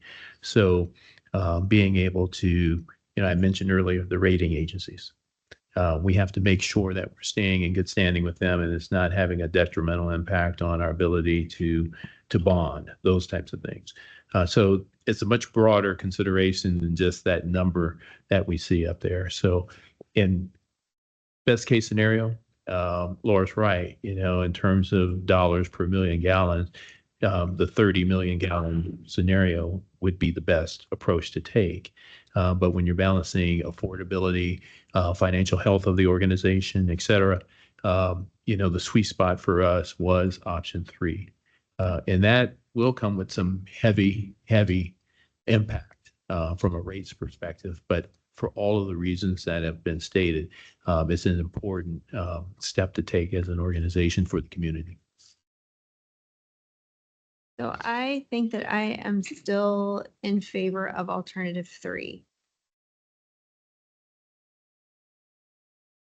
Thank you, President. I think I set myself up when I said that the most expensive decisions we're making today are the past ones that haven't been made. So, yeah, to Commissioner Borowski's point of considering option 4, I want to understand as in depth as possible of the water rights timeline of the difference between 4 and 3. Is it days? Is it months? Is it years? Is there any difference at all? Like, can you answer that question of the citing of the water rights for the option 3 or option 4? Is there a difference? Do you mean the time to get an extension on the permit that we have, or are you talking about the time it would take to get the additional water rights?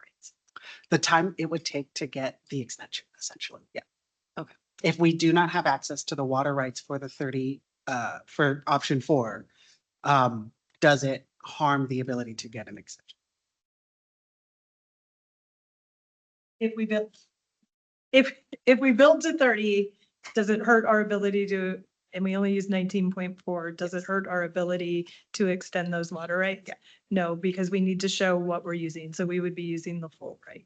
I just want to make sure I'm thinking through everything, which I know you have. I appreciate that. And the intake itself is being permitted for 30 MGD and being constructed to 30 MGD. And so, no, that would not hurt us on the extension that I know of. I mean, I'm also not a water rights attorney or super expert, but. Hey, me neither. I hear you.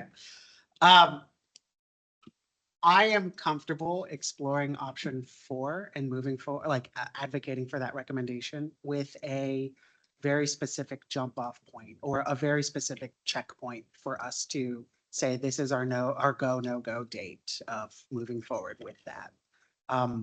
I do, what resonates really soundly with me is it is fiscally prudent to consider option 4 as the most cost-effective method.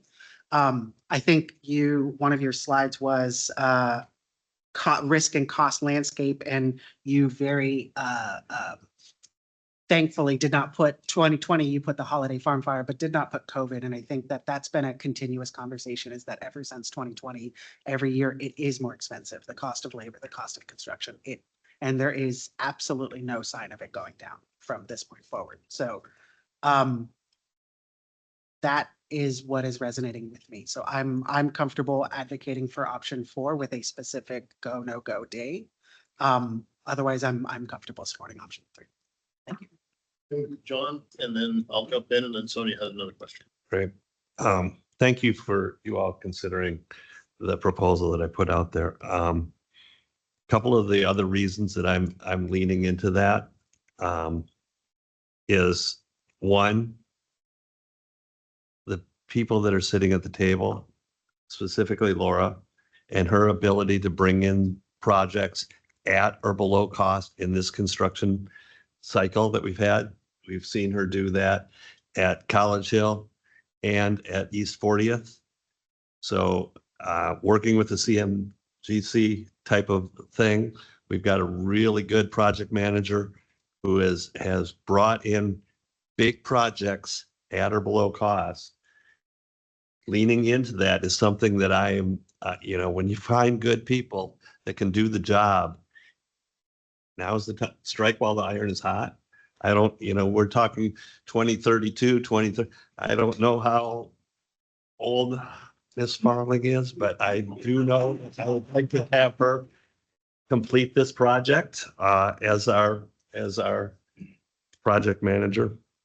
The other thing that I'm encouraged by was the presentation that we got earlier from the general manager when he talked about how we went out and sold water bonds and had a robust competition for those bonds at this point. So we're in a market right now where we are looked at favorably in the bond market. We have a project manager that I think could land this, and we have it at what we think can be the best, most long-term prudent price tag for this. As far as 30 million, if we design build it to 30 million gallons and can't acquire those rights, we still don't lose our water rights at 19.4 million gallons. Those are there because we're going to be building that thing and saying we're going to take 19.4 and we're going to do everything we can to get the extra 11 million gallons. There's an opportunity at the federal level with stored water. Right? We've got stored water right up above our intake at Dexter and Lookout Dam that aren't counted as water rights that are available at this point. But there has been an ongoing conversation about who can access that stored water that is only 15 miles up from where we're at. And there's billions of gallons of water between Lookout and Dexter Reservoir. So I believe that there is a path forward to the 30 million gallons, and I think it's prudent for us to do it. So I appreciate the rest of my board members considering that. So thank you.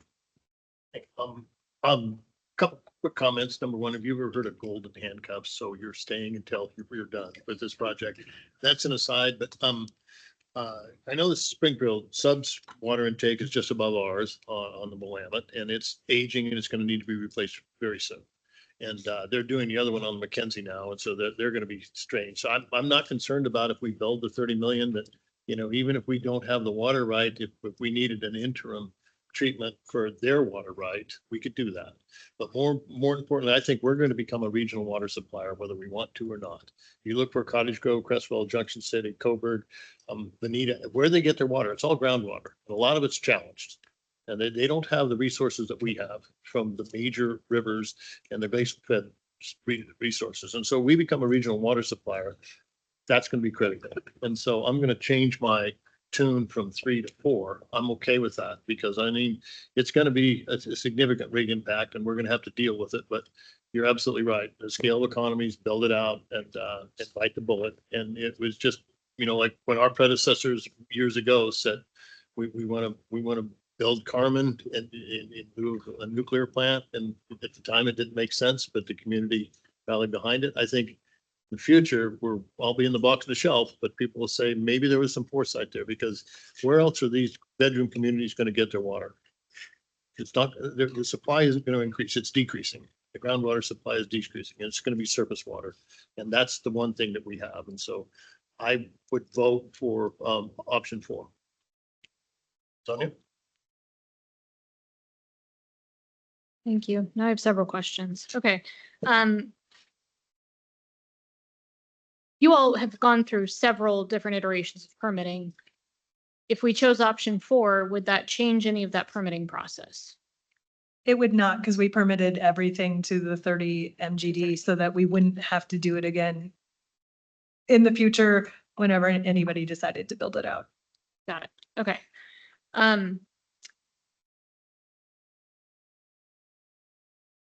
The cost of water rights are not built into that cost because we don't know how much they would be. I have no clue what that cost might be. Anybody?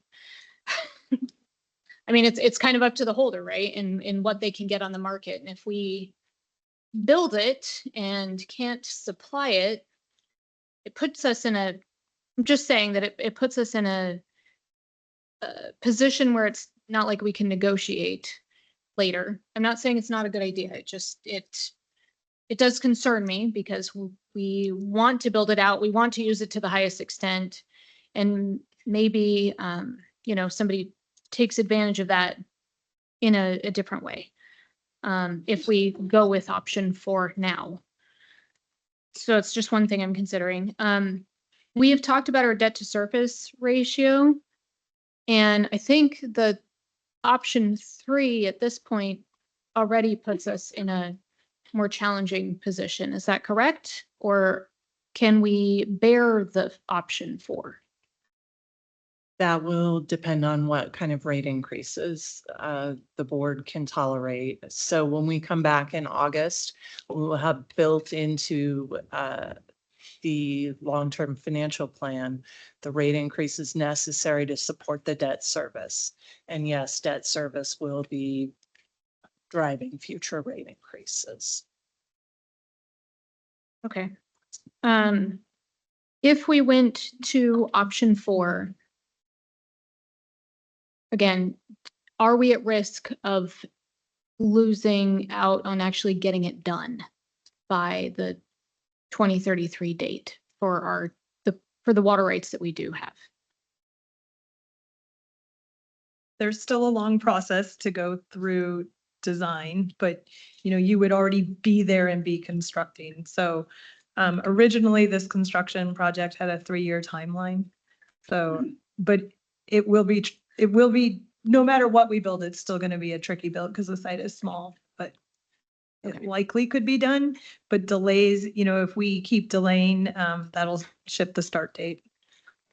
Okay. Yeah, I was just going to say, I mean, the reality is it will be awfully tight. You know, I mean, Laura's fantastic, but there's a lot of other variables that factor into that. So we should go into this mindset knowing that it's going to be at the wire. But the important thing is that, like Laura was saying, we would have done some construction, maybe the intakes would have been completed. So that would demonstrate substantial performance, so to speak. And I think that would enhance our ability to get an extension on our current water rights, not to speak at the additional ones we would need. Okay, so, and again, pardon my ignorance around water rights, but the other communities that Commissioner Brown mentioned that might want to have us serve water for them. I mean, not that we need that, given that we need this to support kind of our basic level, but they have groundwater rights, correct? They don't have surface water rights. So it's not like they could transfer their rights to us and we could use them at this plant. Is that, I mean, that would be my understanding, that the water rights that they have are for the water that's, you know, wells and other things that are in the location where they're located, not on the Willamette. Those things are not transferable sorts of things. You have to have water rights to that particular water source. Correct? Correct. Okay, thank you. And then finally, and this just, again, gets back to my question about kind of the perfection of water rights, and hopefully this will be fine, you know, either way, we choose option 3 or 4, we're on a pathway to perfect them. But it's just killing me. On page 145 of our packet, it says EWEB submitted an extension application for permit S-27441 to the Oregon Water Resources Department requesting more time to develop it. And that was on January 6th of 2004. It says they provided a public notice of extension, but to date, the proposed final order has not been issued. Is that for the water rights that are in question here, or is that a different historical fact just for example? I'm catching up. It was Okay. in the appendix from the board meeting in October that we submitted, and that is just a historical, we included the historical account. We've been keeping a running account of everything that's happened with development from this. And so that was a thing that happened. However, we moved our water right and everything has been, Oh, okay. as far as I know, sorted out. I don't know the So this isn't details just around like that. an That's just, open extension request from 22 years ago Well- that they haven't responded to necessarily. and I may have gotten, and I can look into it to find exactly what happened. I can dig into the historical documents. I know where they all are now. But we then moved our water right and went through a whole process. And then we also applied for a permit. And the permit is what that extension date is. So my thought is that probably has been resolved. Okay, okay, this is not an outstanding thing. It was just part of the historical context. Yeah. Okay, great, thank you. And that happened after 2004. I'm glad that you read that because I was trying to figure out where that was in the packet, but Anyway, I mean, we're talking, this is of utmost importance to me that we nail perfecting the 19.4 water rights that we do have. And then I would love to go to 30. I'm very concerned about the impact that we have on water to our, you know, the rates to our current customers. I mean, I have a house that was built and there's nobody living in it. And there's like very minimal electricity and water, and it's $111 for no one in it a month. And that's significant. And so it hurts. And but I also want to set us up and be forward thinking as a community. And, you know, it's risky to look at the 30 million because we don't have the water rights for it. So my general leaning still, I think, is to support option 3 with trepidation. Thank you. Okay, Minnie, do you have any questions or comments? Clear. I mean, it looks like whatever it is direction we give you tonight, it's to go ahead with the second source. So that's great. I just want to know if we went ahead, if the board did give direction for option number 4, I mean, you said it's kind of a multifaceted decision. Would that, I guess I want to know if that would be overreach or too much, just because staff recommended option 3. So I just want to make sure that we're not giving direction or approving something that actually would not be the most beneficial. I don't know how that can be answered, but Yeah, so I would say that it's not an overreach. It's actually good forward thinking. I mean, it's something that we should be considering given, you know, the long-term vision for what we want to provide the community. The challenge will be when we get the direction and then come back with the costs and the rate impacts. It's going to be really about affordability and what do we want to take on. I mean, the real difference here is between option 5, the difference between option 5 and option 3 and option 4. So you're looking at what, $102 million and then looking at probably, you know, what, 160 somewhere in there. And then what the difference are. We've been working hard to try to figure out a good way of smoothing these costs. And we're going to continue to do that. This guidance will allow us to be able to work on that during the meantime. And I would say, you know, board needs to, I think you've been really asking great questions. And I think on the right path, vote the direction you think we ought to go. And then I think the job for us is to go back and try to figure out how to make it work within a financial context. And then we still have a decision to make. You know, we can come back and, like Laura said, pare it down if we need to see if it gets us in the appropriate range for rates. Or if we're comfortable with it, just forge forward. But, you know, I think we, Deborah and the finance team are doing a great job working to see how we can, you know, make any of these options work with the least amount of impact to our customers.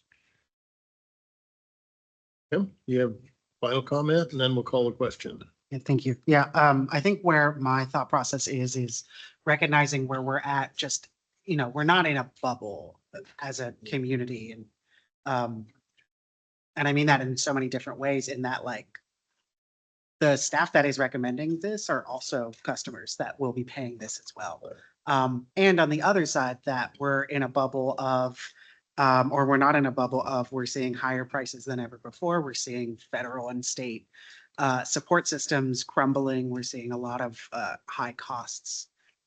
And we are seeing, from EWEB's perspective, a historic investment in our customer cares program to help lower income customers as well. And so I think that's where my thought process is, in that I know that the decision we're making today is going to affect some of the most vulnerable folks.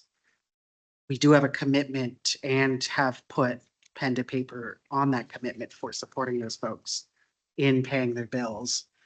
And my concern is, if we don't put forward a forward-thinking plan, future customers will be even more adversely affected by that decision than today's customers. So that's where my thought process is. I have really appreciated staff's perspective saying that if we do decide to go forward with option 4, it is easier to tear down than it is to build up. And I think that's where I'm at as I'm making this decision. So thank you. John. I guess we're probably looking for a motion, so I'm going to move. I'll make the motion to move forward with option 4. We haven't had much discussion about the CMGC and that, but I'm comfortable. Do you want separate discussions and motions on that? But I'm comfortable with the recommendations that staff had on those. So I'm going to move forward with option 4 and CMGC for the treatment plant, DBB for the pipeline, and then the intake TBB. I'll second it. Non-discussion. Cindy? yeah, I'm going to say I will vote for this because I think it's really important that we move forward and consensus. But I will just say my probably the biggest trepidation is that when we go with this higher price tag, then it makes us make harder decisions on other things as well. And so when I think that our watershed recovery fee is going away or went away at the end of last month, and we're going to be talking about it next month or in the next couple months about what are we going to do to invest in the watershed? And that would raise water rates if we decided to incur some kind of fee or raise rates for that. That making a decision like that does impact some of those other decisions. And I think that those things are really important too. I'll jump in the queue if I may, because I didn't get a third round. Anyhow, I'm just going to say that I'm just doing the math. That we have 6 reservoirs above our intake on the Willamette, county, including Hills Creek. But anyhow, there's 6 up there, and there's billions of gallons of water that aren't counted in this. And you look what's going on right now. Junction City's got a building moratorium because they can't. Their effluent system is down and their BOD level's too high. Crestwell's got a moratorium. They can't because of the coast fork. And so that's coming to all these communities that discharge into these smaller streams and things. And so I still think we're going to be a regional water supplier. I mean, I don't know what it is, but look what we do for Veneta. You know, we give them 400,000 gallons a day, I think, isn't it? Plus or minus. And they love it. They built the water line and everything else, and we make money on it because that's why Medford's rates are lower than everybody else's. They're a regional water supplier. And it's a fixed rate commodity. It costs the same to deliver 15 million gallons a day as it does 25 minus $5 for the chemicals and a little bit of pumping. So I'm going to support the motion and know that we can pare it back if we have to. I know that preliminary rate adjustments I've seen said we're going to go to $85 from 40 to 85 without a second source, and from 85 to 104. With the second source at 19.4. And so it's not the incremental, it's money, but go look at that rate chart. Look what you pay for water in Coburg right now. You pay over $100 a month. Same thing with Crestwell. And it's going to happen all around. It's going to get only worse, in my opinion. So I'm going to support the motion. Sonia? Okay, well, we've come around and changed here. I'm still very concerned. I mean, this is the original 70 million that I voted down in 2017 is now the difference between option 3 and 4, and we haven't even paid for water rights. So if we have to get another 11 million in water rights, we have no idea what that cost is. But I do appreciate that the whole reason that we're building it to 30 is that we really need that to take Hayden Bridge offline. So somehow we're gonna have to figure this out. But again, the cost it's very large, and I do appreciate that we can take things away easier than we can build them back out. I'll support the majority of the group on this and go with option 4, but I'm going to be very critical about any of those other cost increases and where we're getting these water rights from and where the off ramps are, to avoid that cost if we really can't hit the 30. Okay. I think I've heard from everybody. So there's a motion on the floor to support option 4 in CMGC. I guess we're just bundle them together.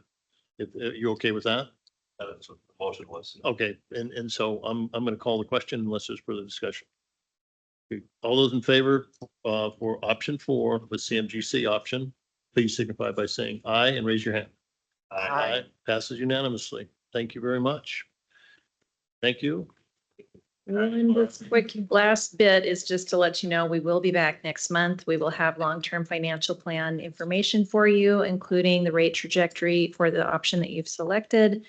We will have a communication plan in more depth, and we will begin at that point, assuming you approve of that plan, we'll begin beating the streets and getting word out about the decision and where we're headed with it. We'll also bring to you the alternative procurement process request. And then you'll also have another option in December to, shift again based on the budget and our CMGC request. So more to come. Thank you all very much. Thank you. I'm going to adjourn break and we'll reconvene at 7:35. Thank you.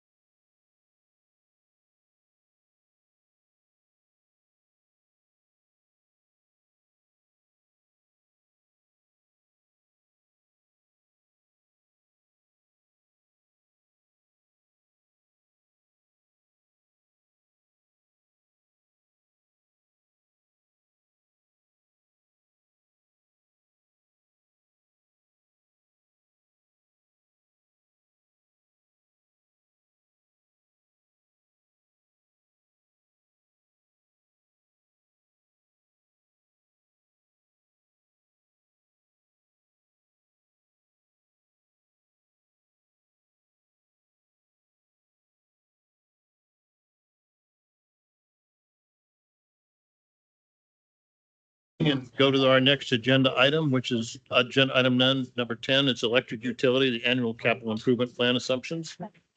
They're looking for direction on this. Mr. Brown.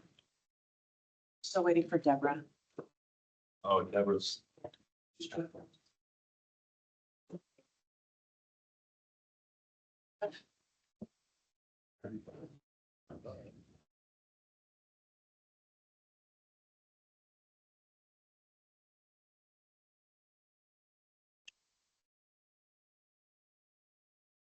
Scared her off.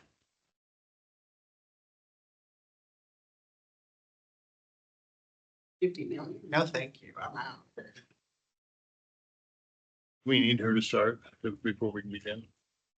You know, actually, we can get going and then she can join us. I think she's got kind of the tail end of the presentation, so. Yeah, the money always talks last. Yeah. All right, so we can get going. We're here for the electric utility integrated capital improvement and long-term financial plan. The first slide, as you can kind of see, is a photo of a ribbon cutting for Kieran substation that took place in November of 2024. So I just wanted to kind of make note of that. Kieran, if you don't know, is the largest substation in EWEB's fleet and was completely rebuilt with modern equipment and earthquake resiliency in mind. So something that we were proud of and what our team has been able to put together. Now, go to the next slide. So according to board policy SD6, financial policies and Oregon statutes require staff to prepare a balanced water and electric utility budget for the board's approval by the end of the calendar year. So to prepare budgets, management is seeking board's direction on the topics shown on this slide here.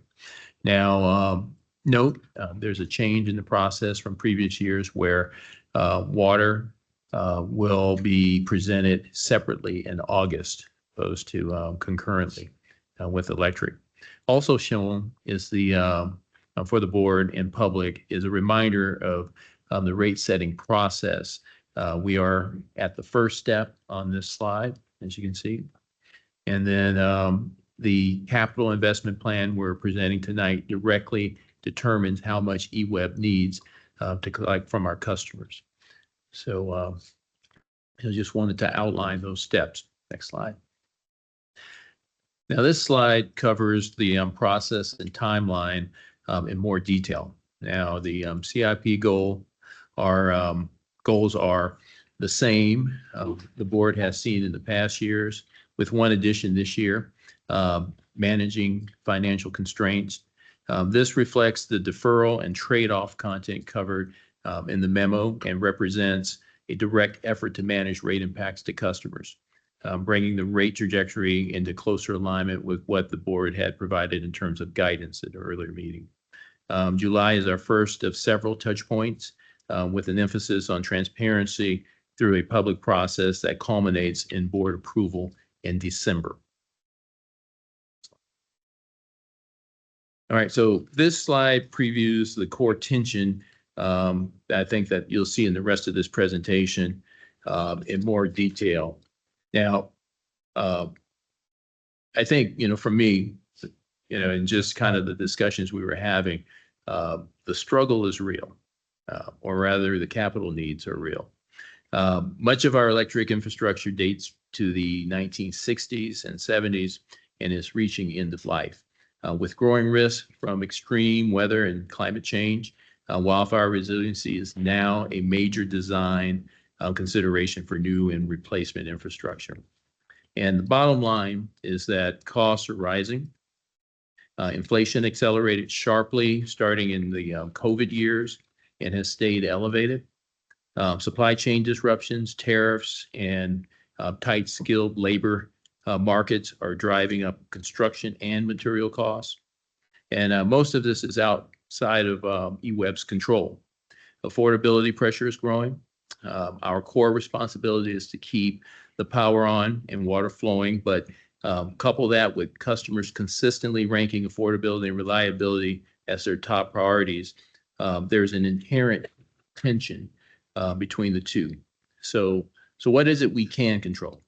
Rate design, assistance programs, conservation efficiency, operational cost discipline, capital planning, and internal policy. Now, what we don't control are household incomes, customer usage habits, supply chain and tariff costs, inflation, and regional energy market pricing. So with all of these in play, we had to make some really tough choices. And this plan reflects, I think, deliberate deferrals to manage rate impacts to our customers. So with that, I'll hand it over to Lisa Prince, our Electric Chief Operating Officer, for more detail on our capital plan. Thank you, John. Good evening, commissioners and attendees. I'll be sharing a little more detail about what's in our financial plan. But I wanted to start a bit by what is guiding the plan. So our financial plan is guided by three foundational elements: our strategic plan, our financial policies, and the board's existing rate guidance. The board has consistently emphasized two principles: smoothing rate increases where practical and benchmarking rates against inflation. At the same time, to bring home the point that General Manager Hairston was saying, there are some really important tensions that we need to recognize. EWEB has multiple core values. Those core values don't always point in the same direction. We have priorities such as safety, reliability, affordability, environmental stewardship, and serving our community, all of which are essential. But there are times when advancing one objective requires trade-offs with another. This financial plan is intended to thoughtfully balance those competing priorities. Before I move on, did want to make one note that the photo that you see in this slide is from the Danabo substation rebuild that is nearing completion. This is one of those projects that we are investing in for resiliency for future generations. One of the challenges we face, as mentioned by John, is that inflation, although a useful benchmark for routine operating costs, doesn't fully capture the investment needed to replace aging infrastructure and meet regulatory requirements. This chart illustrates that tension by comparing the cumulative EWEB rate increases with inflation since 2016. As you can see, inflation has increased more rapidly than electric rates. We'll come back to this later when we discuss the proposed rate trajectory. This slide summarizes the assumptions behind the financial plan. On the left are our financial key assumptions, and on the right are the major capital drivers identified by engineering operations in our strategic plan. Although across nearly all the financial assumptions, the common theme, again, as stated by John earlier, is continued cost pressure from labor, materials, equipment, and contractor availability. You'll also notice that reserve targets incrementally increase over the planning horizon. That's intentional, an intentional approach to ensure that our financial resilience keeps pace with the growing operational, environmental, and market risks facing the utility. This plan does include pre-funding for the Lieber decommissioning effort, consistent with the direction the board provided in 2023. It also includes another important assumption around customer load. We are projecting essentially flat base load throughout the planning period. That's because we expect continued conservation and energy efficiency gains to be largely offset underlying load growth. Now, it is important to note that this assumption does not capture the localized capacity needs associated with electrification. We'll discuss that distinction on the next slide because it's an important consideration for future infrastructure planning. One additional footnote worth highlighting relates to BPA power costs. The current assumption reflects the uncertainty surrounding BPA's rate case, which remains unresolved following the 2026 federal court ruling on Columbia River hydropower operations. Until there's greater certainty, which is expected later this fall, we've taken a conservative planning approach. The assumed 6.3% BPA biennial increase translate to approximately a 2.5% EWEB retail rate impact to our customers during those years. On the capital side, quick reminder, both Carmen Smith and Lieber Walterville are regulatory-driven investments that are not discretionary. Beyond those projects, the capital plan focuses on replacing aging infrastructure while making targeted investments that improve reliability and system resilience. Because of sustained cost pressures, staff is proposing to defer several capital projects to reduce pressure on customer rates and better align the plan with the board's guidance. Tonight, we are seeking the board's direction on whether this represents the right balance. The largest deferral is delaying 6 substation rebuilds and the underground cable replacement program that represent about $65 million in deferred investment. Now, there are trade-offs associated with those types of deferrals. The primary trade-off for the deferrals we're presenting this evening is reliability. We project the average customer outage time, which is also known as SAIDI, will increase from about 55 minutes per year today to roughly 70 minutes per year by the end of the planning period. While that's a measurable increase, it does remain within regional utility benchmarks. We've also deferred electrification capacity projects, the Berthelsen operations expansion, and renewal work at both the Stone Creek and International Paper Generating facilities. In each of these cases, staff will continue evaluating funding opportunities and closely monitor asset conditions so projects can be accelerated if risks increase. Overall, these recommendations are intended to moderate rate impacts while managing operational risk through targeted mitigation measures. Shown here is an overview of the 10-year electric capital improvement plan. The plan includes approximately $626 million in investment, with nearly 60% of that occurring in the first 5 years. That reflects the urgency of addressing aging infrastructure and meeting major regulatory commitments. Implementation of the Carmen Smith operating license is the largest individual project at about $130 million yet to spend to complete those requirements. The plan assumes approximately $205 million in bond financing, primarily in 2029 and 2032, with the balance being funded through rates. The graphic on the left shows the substations included in the proposed deferral strategy and their revised replacement sequence. On the right is the projected impact on reliability. That's the SAIDI that I was talking about earlier. And as I mentioned on that previous slide, based on our experience with substations that have exceeded their useful life, we estimate average customer outage time to increase by the end of the plan. That projection assumes approximately 1 significant outage per deferred substation each year with a 2-hour restoration time. Now, while reliability is expected to decline somewhat, again, it remains within the utility benchmark, and we will continue to monitor asset condition and adjust as needed. And with that, I will hand it over to our Assistant General Manager and Chief Financial Officer, Deborah Hart. Thank you, Lisa. Good evening, commissioners. So behind me here is a graphic where the gold line, oh, thank you. The gold line on the graphic behind me is the forecasted rate trajectory based on the priorities that Lisa has just covered. The rate trajectory is a little bit bumpy with spikes in 28 through 31. And the board has previously given us guidance to smooth rates where possible. And so with the savings noted on the gray line at the bottom, the trajectory could be smoothed to a consistent 3.5 through 2033, as shown then by the blue line. The 10-year cumulative, however, is very similar between those two rate trajectories. The required annual savings to achieve the smoothing ranges from $600,000 to $8.2 million, depending on the year. And while management's not fully identified the savings, we do remain committed to do so. Leadership has already been working hard at identifying opportunities to ease the rate burden on our customers, resulting in the 3.5% forecasted increase in 2027. Today, EWEB's average bill for a single-family electric heated residence sits roughly in the middle of our comparators.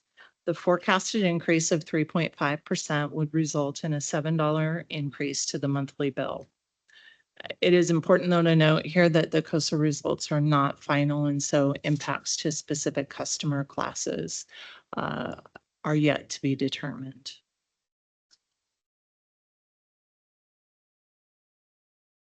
Since 2026, EWEB's customer care budget has nearly doubled, and the MHI indicator has stayed roughly flat at 3.5% to 4% of median household income throughout that same period. Bills have stayed proportionate to income, even though both have risen. 6% is both Oregon and the federal standard for utility burdened households. And EWEB's average customer does remain well within that threshold.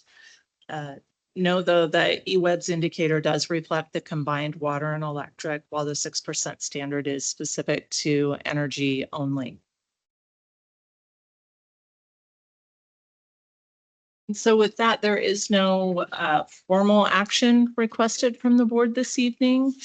We are asking for board direction though on our strategic priorities, assumptions in the capital plan. The direction from the board this evening then carries over into the budget process that John touched on at the beginning of the presentation, and will lead us to develop the budget and bring that back to you in the fall. So with that, President Brown, I'm going to hand it back to you. All right, I'll open the queue. Questions or comments? Sonia? Median household income change. First, I just took this, I thought that this was, the median monthly income. And it was our comparison to that, but this are in the thousands. That's the median household annual income as the census reflected it in each of those periods. So going up over time. It's not actually the change in the percentage change. Okay, great. Thank you. Yeah, main takeaway, I think, for me in this is that if I should do smoothing, there's not a huge difference. Oh, well, thanks. The main takeaway for me in this is that it seems like there's not a big difference between the two in terms of the ultimate cost at the end, even if we're smoothing it out. It's about 1% over 10 years in the cumulative. So no, it is not a large difference. And so when we talked earlier about the costs that we lose when we have an outage, this was well earlier in the evening. This was an economic impact of a day of water outage, but I think we have a similar metric for electric outage, right? So we have kind of a rough estimate for how much economic impact we have when we have an increase in outage. I don't know if you have that off the tip here. I don't have it That's off the fine. top of my head. I'm sure that Sorry. we have, we can get some of those figures. Okay, it's interesting to me because we do want to smooth it out, and I also see that we just increased about 65 million, and now we're trying to remove 65 million overall. So it is good to smooth, but it doesn't seem like it maybe impacts on the whole, but maybe it does offset some of the previous change that we made. And I know that it all impacts our customers differently depending on how much water they use and how much electricity they use and, the mix of their household. But I do appreciate you all looking at these different scenarios, and it gives me a lot of things to consider as we go forward. I know that we don't have any decision to make this evening, so I'll think carefully about it, and I appreciate the time you've put in. Cindy? Yes, my main comments are not specifically directed towards you, but towards the board in general. So on the deferral and trade-offs slide, where you show that we're deferring or delaying work on the substations, all these different things, they're all eventually going to have a cost because we're going to have to do them. And the board just voted to go with the water treatment plant with an option that costs $50 million or more than what was recommended. So we opted to spend more money but here we're opting to spend less money. So, and that's on us, not on you, but I just see some inconsistencies there with priorities because of the same arguments kind of are true that if we delay these things, that it's going to end up costing us more money than if we were to do it now. So really nothing for you. I'm just kind of thinking out loud, but there is some inconsistency there. That's all. Yep. Thank you, President. I'm still considering my thoughts here. I Okay, haven't thank you. fully voted John? yet. Thank you. Thanks. Couple of questions. You talked about deferring Stone Creek and IP power plant. Do we have partners at Stone Creek that they're going to say, hey, we want to do it? And We don't, we're Okay. the, we're the sole owner of the Stone Creek Hydro Plant. and then on the other slide, it showed IP as being a green one on track, and this one shows it as being deferred. So there's multiple things. One, the major project we've deferred at International Paper is a major rebuild of the generating unit. So the turbine generator itself. The graphic that you saw on the other slide is substations. Okay, great. So my questions go to it's not on there. It's in here. It's kind of on there. Your last slide that had the Excel chart up there. But I'm looking at a more detailed one, and I have some questions on that. So if you look, the first questions I have is in your savings. 3.9 million, 4.5 million, 8.2 million, 3.8 million, and 7.6 million. You say that's how we get to 3.5% rate trajectory, but you haven't identified those savings, or are those savings the $65 million, or is it on top of that?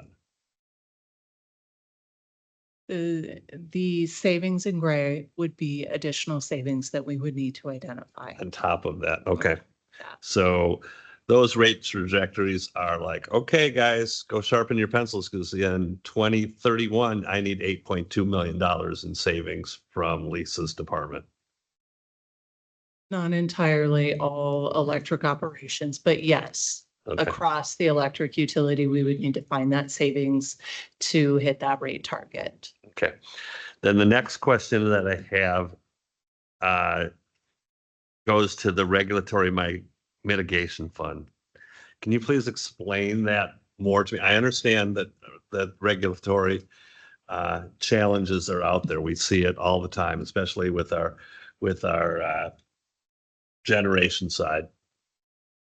Talk to me about why you need it to be at $25 million, what that how we would spend that $25 million.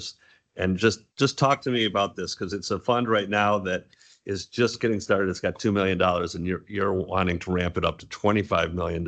So please give me more information about the regulatory mitigation fund, how we're funding it. Well, I see how we're funding it, how it would be used, and when it would be used. So the Regulatory Mitigation Fund was established acknowledging that we continue to see an increase in costs and regulation, particularly around our hydro projects. There are not specific requirements on how the board might choose to use that. So should we experience additional costs at Carmen, for example, that would be a place that we could turn to as a result of regulatory issues. That would be a fund that we could turn to help finance those increased costs. Okay. And lastly, have we ever thought about a sinking fund for some of our assets for decommissioning some of these things? I mean, we're buying assets and we see how much it costs to decommission them. Has there ever been, I mean, could that also be part of a sinking fund? It could ultimately be rolled into a sinking fund, and that is a part of the conversation now after coming through the Lieberg discussion and working on pre-funding that.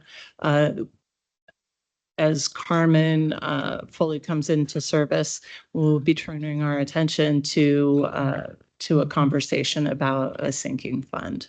Great, thank you. Yeah, I would just add that, I mean, that's common practice. I'm familiar with having a decommissioning fund for nuclear plants where you fund, and then if you decide to relicense, you can, throttle back a little bit on how much you actually contribute, but having those funds, I think, is prudent planning. Yeah, I'll jump in and then I'll go to Tim. Just a couple of questions on page 4, the capital escalation 5% for 2027. What is it? Can you tell me what capital escalation includes? That's a general inflation factor on the capital plan. So I'm looking at what we just had 80% inflation for our water justification in 4 years. And so why is this number so conservative? We've just experienced it, and I did the math, and so it's 80% over 4 years. So why is this number so low on inflation? CPI, inflation. I was, the one thing I would say is that 80% inflation on the water plant, treatment plant, that increase in cost is the difference in size and functionality of that plant too. It's a completely different. I thought it was the same plant that the cost just went from 70 to 160, and we had to change the size, and that at least that's what I got from the.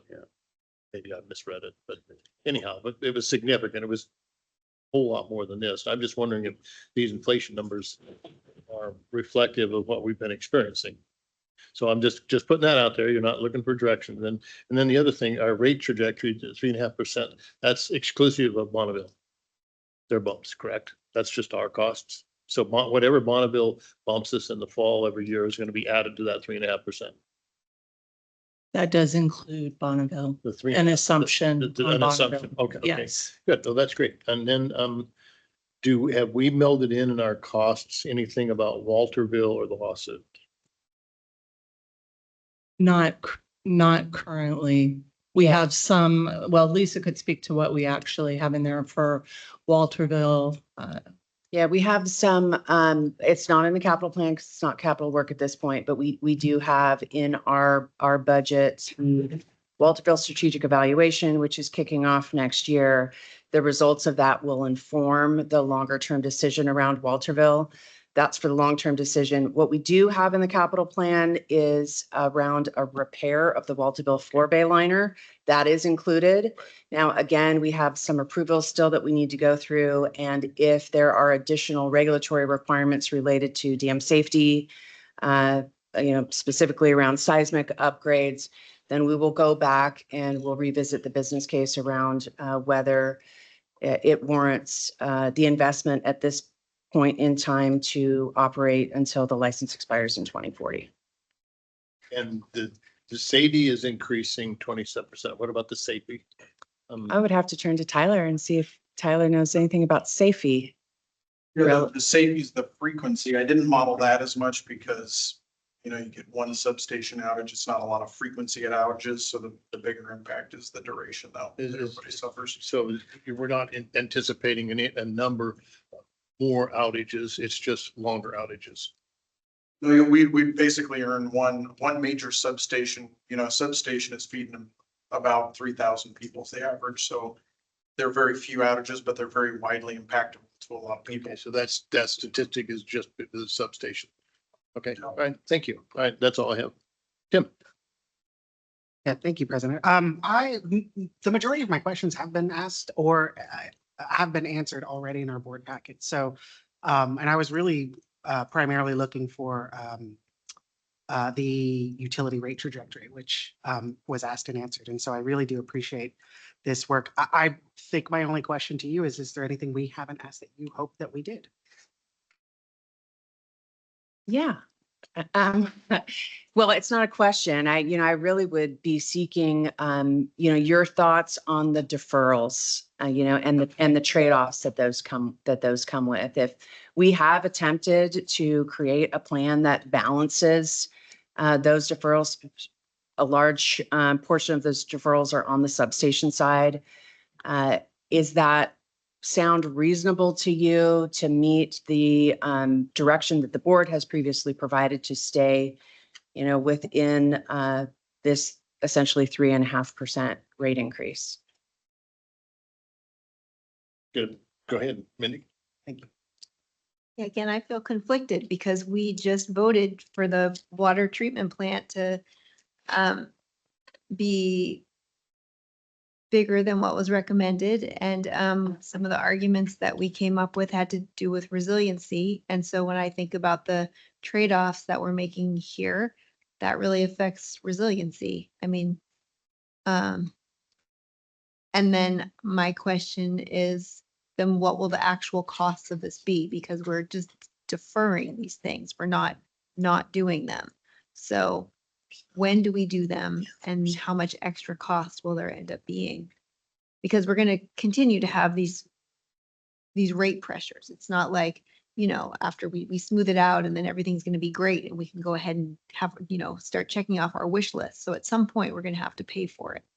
So what does this actually look like? How will this work get done? John? Yeah, I think that's a real valid point. I think it would be nice when you come back if you could give us the rate trajectory with the substation builds in there. Would it go from 3.5% to 3.75%? Would it go to 3.5% to 4%? Knowing those numbers and then also knowing the expected cost to do it in 5 years, right? What's that $65 million going to cost us in 5 years? And what would the rate impact be in 5 years? Because in 5 years, Walterville's going to hit. And so, again, knowing those numbers would help me make an informed decision. Yeah, thank you. That's helpful. And Deborah can please correct me if I'm wrong, but I believe, the deferrals, as long as they still hit within the 10 years of the plan, they've been escalated. That's correct. Yeah. So unless we see unanticipated rise in costs, which we have seen in the past, that doesn't necessarily mean we'll see it in the future, but we have seen it in the past. So your concern is warranted. There's an escalation already included in. So we're not doing these. We're just pushing them off, and they are in the 10-year plan. Not all of them are within the 10-year plan. And I'm looking at Tyler too. 6 are within the 10-year plan. Please go ahead, Tyler. Yeah, there's another, I'd have to look at my notes, but there's another 5, I think, that fell off the end. It's kind of just like a conveyor belt and they fall off the end and then get put back on. When we move next year, you'll see one of them put on the 10-year. Okay. Yeah. Yeah. That's the unfunded one, sorry. Yeah, I was just going to say, the intent is not to, just kind of put some of these off for forever or not do them. It's really just trying to push it out a little further to provide the, kind of the rate impact that we're looking for under the guidance that you guys provided. The other thing too, in terms of the deferrals and the trade-offs, I will say coming in to the role and then having the challenge of trying to pare down the budget. A couple of things. One, the guidance I gave was we didn't want, part of the getting the work done is being able to retain the intellectual capital of the people that you have in the organization. And so that was a priority. We did not want to address these challenges through, letting people go. We wanted to retain them. So we could get this work done because we know we're eventually going to get to it. But what we also, the challenge that, I asked Deborah and the team to take on was to make sure that we put something within the range that you had asked for, that 3.5%. And so this is the result. There are some trade-offs, but they aren't things that won't be accomplished. They're just pushed out a little bit further. Yeah, and I think I'm comfortable with that. Especially considering the mitigation things that you put in there, like buying more transformers and having the spare parts so that when it does break, instead of it being a 4-hour downtime, you've got the part in the yard and it's a 2-hour downtime. So I appreciate that type of mitigation. Yeah, and I just wanted to make one more note. If it wasn't clear in the presentation, we have had to make some challenging decisions primarily because of the regulatory drivers on the generation side. So Garmin Smith and Leeburg and Walterville, also fully funded by electric rates. And it's, unfortunately, then we need to make decisions between generation, transmission, and distribution when we're talking about infrastructure. And it's been challenging. We have prioritized meeting our regulatory commitments, but did just want to note that that's a driver for some of the constraints that we're seeing. If I may, I have a question regarding the delayed startup underground cable replacement program. I misunderstood that initially because I was hoping that, the undergrounding in the South Hills where underground cables weren't required when all it was built. That's our highest wildfire risk area. And so we're delaying just replacing the one because that's in the flatland out where I live and it's 20 years old and it's all starting to go out. I've had 3 of them in my neighborhood in the last year and a half. And it seems like it's much more expensive to replace underground cables because of the having to pull the new line and figure out, it just seems like it's something overhead is easy, but underground is rather, and by delaying that, are we inflating that cost? I mean, penny wise and pound foolish. Tyler, could you please? Like anything in there, we push the cost out a little bit for that program to start up, where it kind of ramps into doing our targets about 30,000 feet a year. And you're correct, it's replacing old stuff, not undergrounding new things. The longer we go, it's kind of a, peaks up as far as the failures go. So you're right. If you get behind, it'll outpace you. So the goal is to get that started up. It involves getting more equipment and people that also got pushed out in the plan to be able to achieve that. But it's about 3 years it got pushed out. 3 years. Okay, I'm just thinking of logistics about, if we push that out, we're gonna end up in the same situation that we're on now. We have all the substations are aging at the same time. It's like replacing all your light bulbs in the house at the same time. They all go out at the same time. The same thing with the undergrounding. And it's, I don't know, I'd like you to respond to what John asked about the rate differential if we don't do this, where we're gonna be when we come back. Sonia?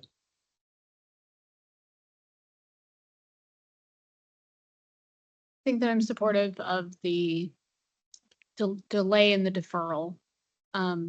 But I am curious if, for example, we come into a recession because, maybe we can't survive unending increases forever and it causes other changes because the federal government cut millions and millions of dollars and that is taking a little bit of time, but it is going to impact our economy.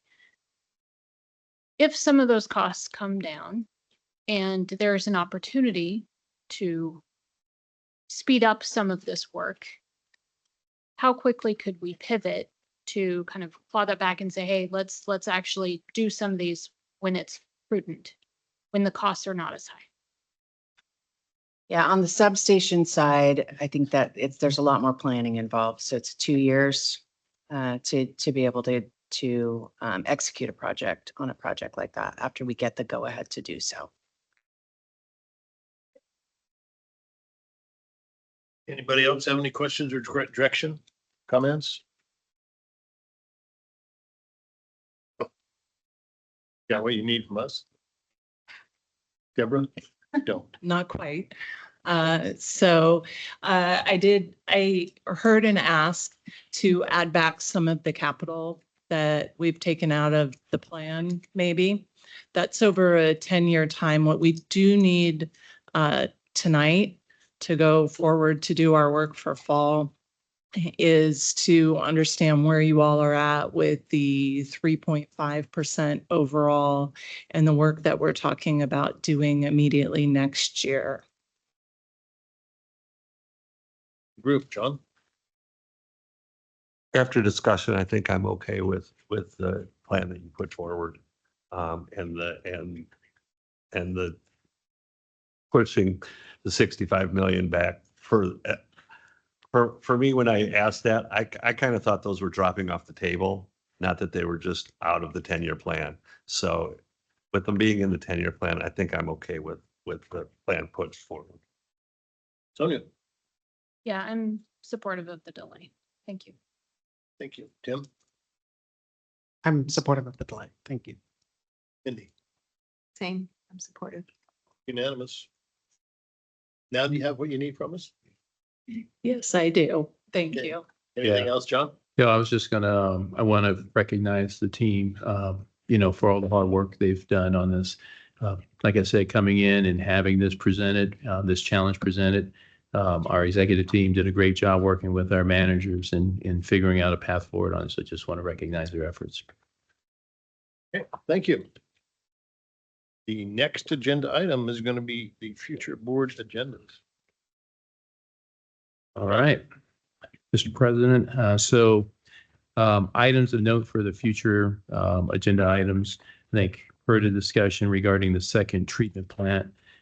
We will nail down a meeting to return the rate forecast based on tonight's decision. We're going to aim for August, but I'll sit down with our finance team and see what we can put together by then. But I think it'd be important to get in front of you the impacts of this decision to consider. We also will be returning next month with the water utility annual capital improvement plan assumption and priorities for 2027. So just want to make sure folks are looking forward to that. And then we will also be laying out our approach to developing the new annual strategic plan in September. So we just want to be mindful of that. I also was hearing there could be some potential conflicts for board members in September. So we may want to sit down and talk about that a little bit.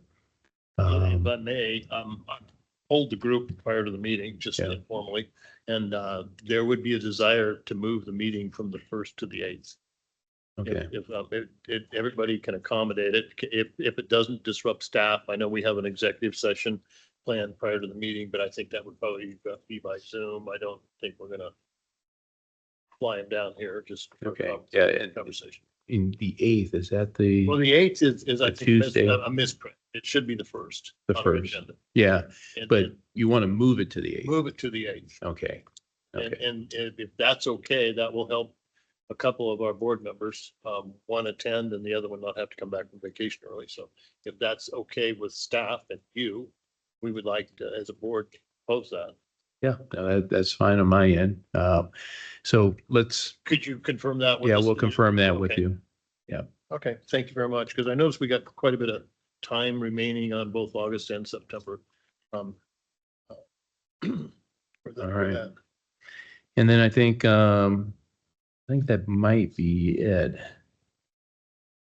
Yes, So we still have a tentative placeholder for a work session. in work August. session. Yeah. I'm assuming we're not having one. Well, I think we have one for July. That's on the 15th that we won't need. And so, let me see, Ann, when is the work session for August? What date is that? The 18th?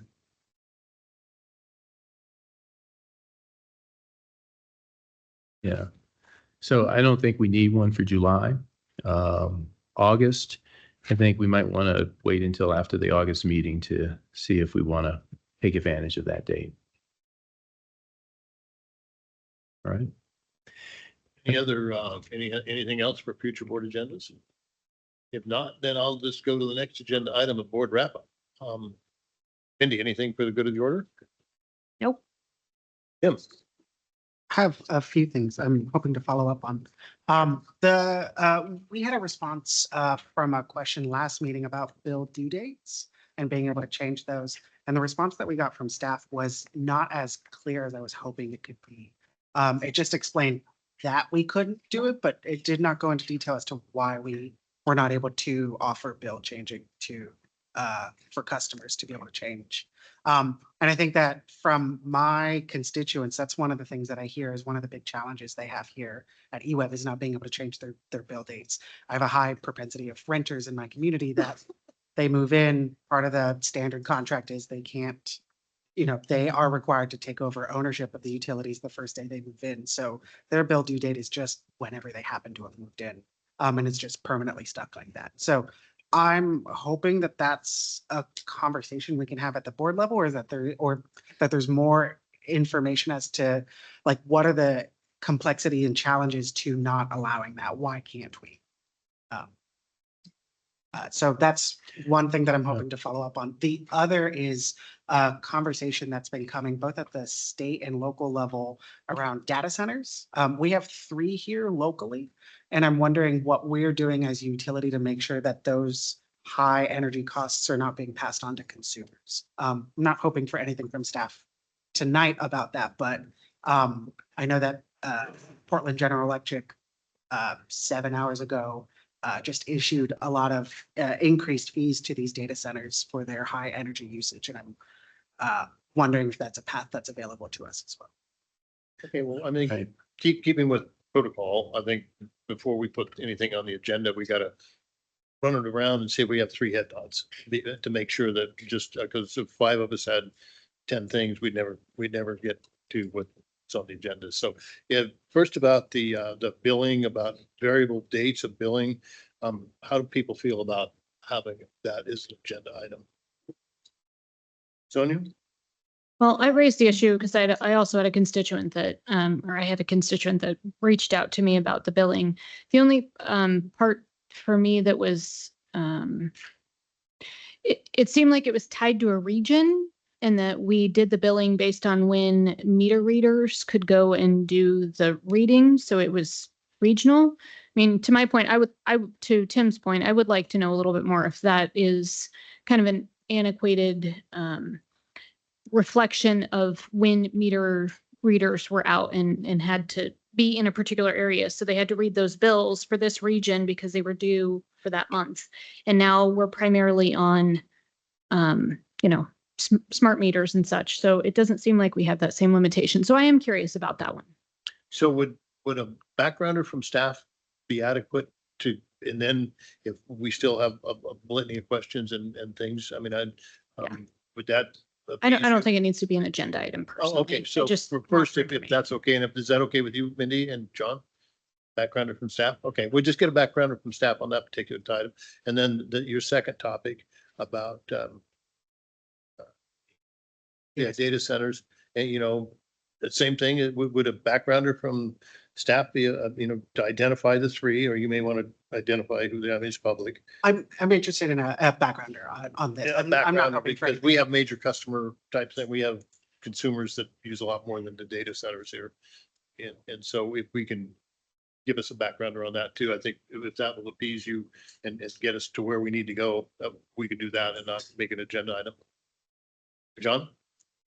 Yeah, I guess yeah, that would be great. Because I mean, I think that any large new load comes in at a different rate. I mean, that's something that would be brought out in the backgrounder, is that anything above 10 megawatts, the Bonneville pricing goes, they don't get it at our tier 1 pricings. It would be at market rate pricings and those type of things. So that would be explained in the backgrounder. So yeah, I agree. I don't think that if we brought any new large load customers onto our grid, that they should be paying our tier 1 prices. They should be paying market rate prices, is what I would hope. And I think that's what is in our BPA contract. And I would want to add, when we go into that data, we do have a history. I mean, with the University of Oregon, when they put in their new science center on Franklin Boulevard, we had a contractual issue with them about how much they were going to pay, or whether or not they were going to fire up their generator and generate their own. And so I'd like that to be included in the information too, because I think we gave them a pretty good break on that too. They're getting a pretty good deal on that. So just so we're playing fair with everybody. Yeah. And other board wrap up items, John. No, I just would like to thank and commend the board on the discussion and deliberations that we had today. It really shows the how functional this board is when coming up to these major decisions. It's really tough when you're asked to spend $390 million and do consent calendar things for tens of millions of dollars. I really appreciate my colleagues here for their willingness to dig into the dig into the conversations and make thoughtful decisions. So I appreciate you all. Thank you. Any other things? Sonia? You good? Mindy, you good? Yep. Thank you very much.